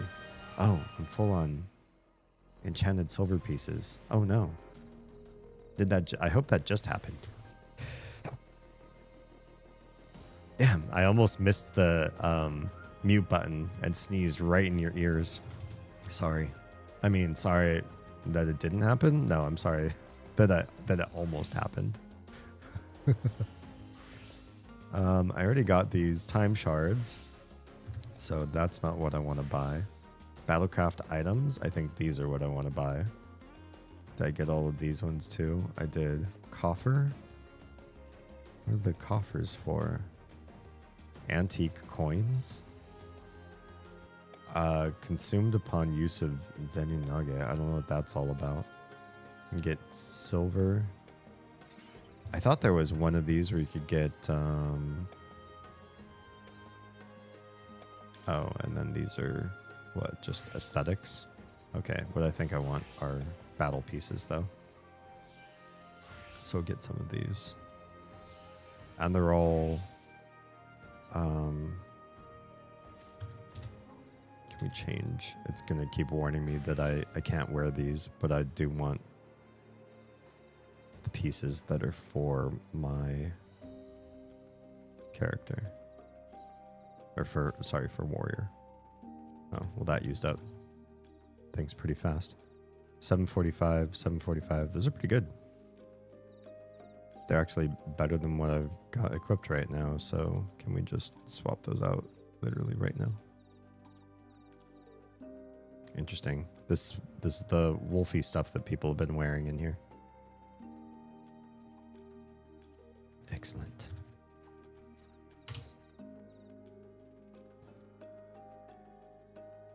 Oh, I'm not going to make it to that in time. That's what I want to make it to. How do I make it to that one? This way. For a lot of the things around my home, they're just dust collectors. Most of them are attached to memories from a specific time or place as well. Just like the photos. I hope I can make it through this way. Oh, these things might attack me. I guess I'm okay. The photos I have all over, they're a way for me to conjure a specific moment or feeling from nothing. I very much like that.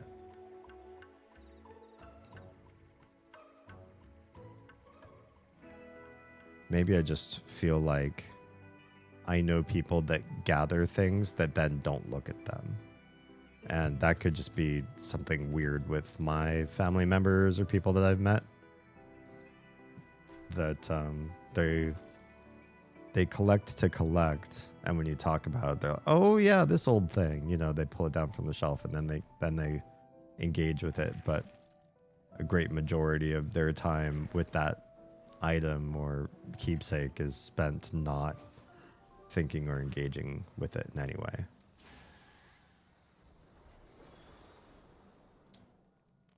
I have the octagonal key from Smallville because it reminds me of San Diego. Oh, I was with somebody at the time that I worked my last server job.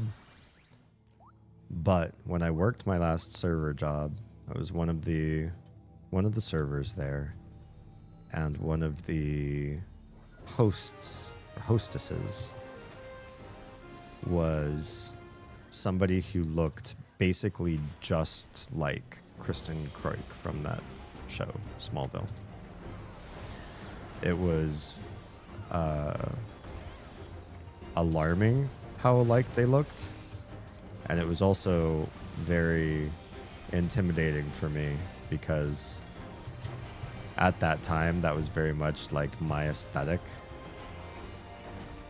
I was like, oh no, I'm dating somebody, and yet I now work with, you know, basically a person that I feel is like top tier my aesthetic, my interests. How do I work with these emotions?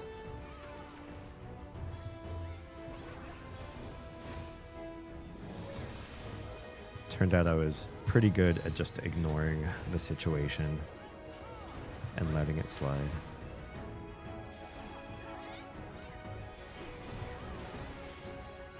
Oh no. Okay, I think we stand here.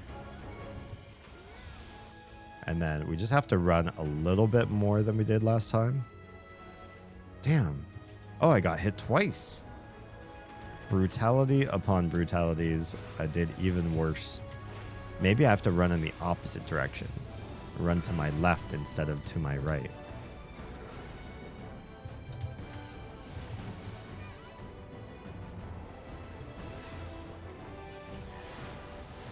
I got hit by that one too. I'm just not doing incredibly hot this particular combat round. Oh yeah, mine are kind of everywhere, so they're hard to miss. Your type? That can be dangerous. Okay, we go this way.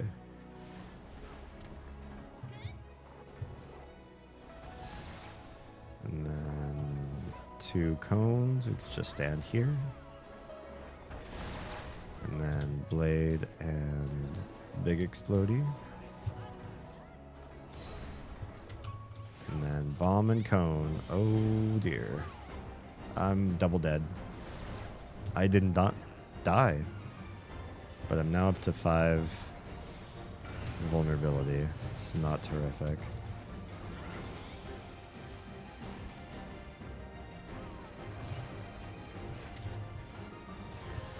We do have a healer in the group. That's helpful. Oh, your knickknacks. Yeah. Sorry, I had moved on to a different topic. I was trying to relate what you were saying to what I was talking about.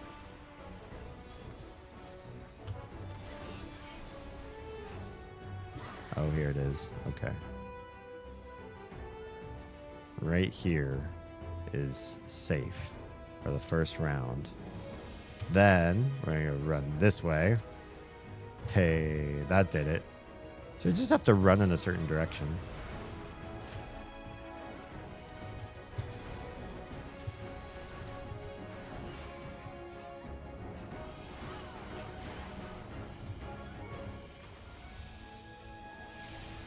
Oh, this guy's going to be pretty close to dead, I think.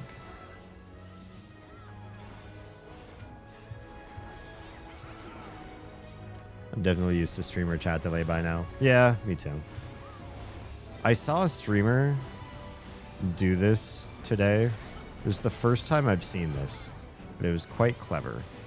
I'll have to wait until this fight's over. We'll probably call this the last fight of the night. Oh dear. Oh, it's 4 at once now? No. Still 2 at once. I just mistook what I was saying.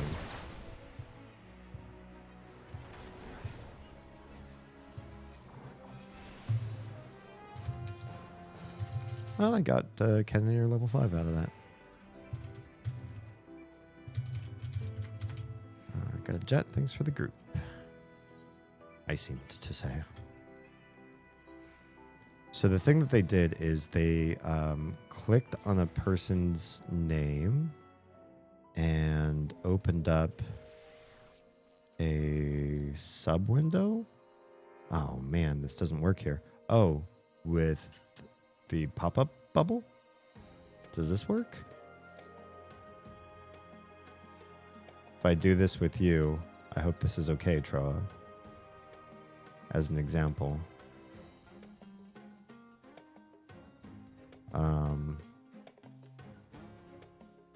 Oh man, I lost it. There it is. So, yeah, popped up a little window like this. Isn't this handy? You can see all the things that you can do with a single user while you're chatting. And you can see the back chat of just that one user. I had no idea that you could do this.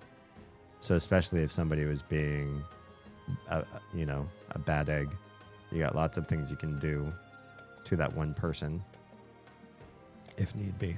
And you can actually follow a single conversation, especially if things get confused or if two other people are having a side conversation in chats, just like scrolling with information that's not pertinent to what you're talking about, which I'm a small streamer, but I've had a couple times where people just go off on their own like side topic. They're talking about a fandom as an example. And it's like, oh yeah, wow, I have no idea what you guys are talking about. And they're riffing on something. They're going back and forth like, oh, hey, well, that's really cool. Good for you guys. Neat. I will just continue talking about things that are relevant to me then, I suppose. I guess we don't need to stay in here. And then you can keep track of a conversation. You can go back and see what you two were talking about. It's really handy. I like that idea. I think as I get, hopefully, growing a community larger and larger, that it would be something worthwhile to keep in mind so that I know how to keep good tabs with a good conversation that's going on. Yeah. All right. It's about that time. I've run down most of my energy for the day. The clock within me had been ticking for some time. I thank you all for your participation in tonight's topic. Even if I didn't come up with a final answer like why do kids love Cinnamon Toast Crunch epiphany moment. I think I learned a lot as somebody who isn't making room for this sort of type of engagement in my life. I think I have different varying levels of respect for content that I consume. And maybe while fan is just cranked up to a level that I couldn't personally reach, that I'm not devoid of my own interests, directions, and ways that I spend my time too, that could be perceived as fractions or something lesser than fandom, basically, but on the same spectrum, like in that same vein. There are things I love, there are things I know a lot of, and while I wouldn't ever reach that title, I'm still some amount of committed to certain types of IP in that same or close, not in that same direction. Committed. I should just be committed. I don't know. I'm not tired, but I definitely had a streamer brain moment there. I just feel like it's a spectrum and that I'm on the lower side with everything that I like. And I don't love anything to the point where I would do the things that people would call a fandom, but I'm a lower spectrum version of that, whatever you call that. Amicable towards lots of different IP. And I spread maybe the same amount of energy that somebody would devote into a fandom. I just spread that across multiple different things instead, myself. Thanks for the stream. Thanks for being here. Appreciate your faces. If you've been watching on Trovo, Kick, or YouTube, we're saying goodnight to you now. And Twitch people, hang on for just a moment. We'll find somebody to raid out to. If you are safe, fed, and loved. Let somebody else. Let somebody. Wow, I'm even failing my goodbyes. I don't feel tired. I don't feel worn. I don't feel drunk. That's a line from Memento. Anybody ever see that Christopher Nolan movie? Old school one with Guy Pearce.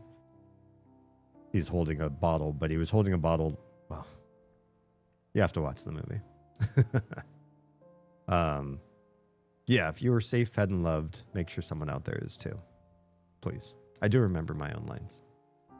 All right, I'll catch you all in a couple days on Saturday. I'm not sure what we're going to do. Oz and I have talked about Mist Uru and the future of us playing this game. We've played so much of it,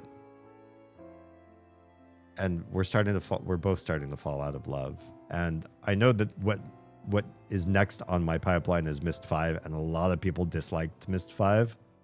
So I don't know that I'm necessarily saving myself if we decide not to play Uru on Saturday, but we're going to do something in the Mist series on Saturday. And then Sunday, we're going to be diving into more Omori, which it's been a wonderful experience. I am in love with Omori right now. So don't miss out, especially don't miss out on the Sunday stream.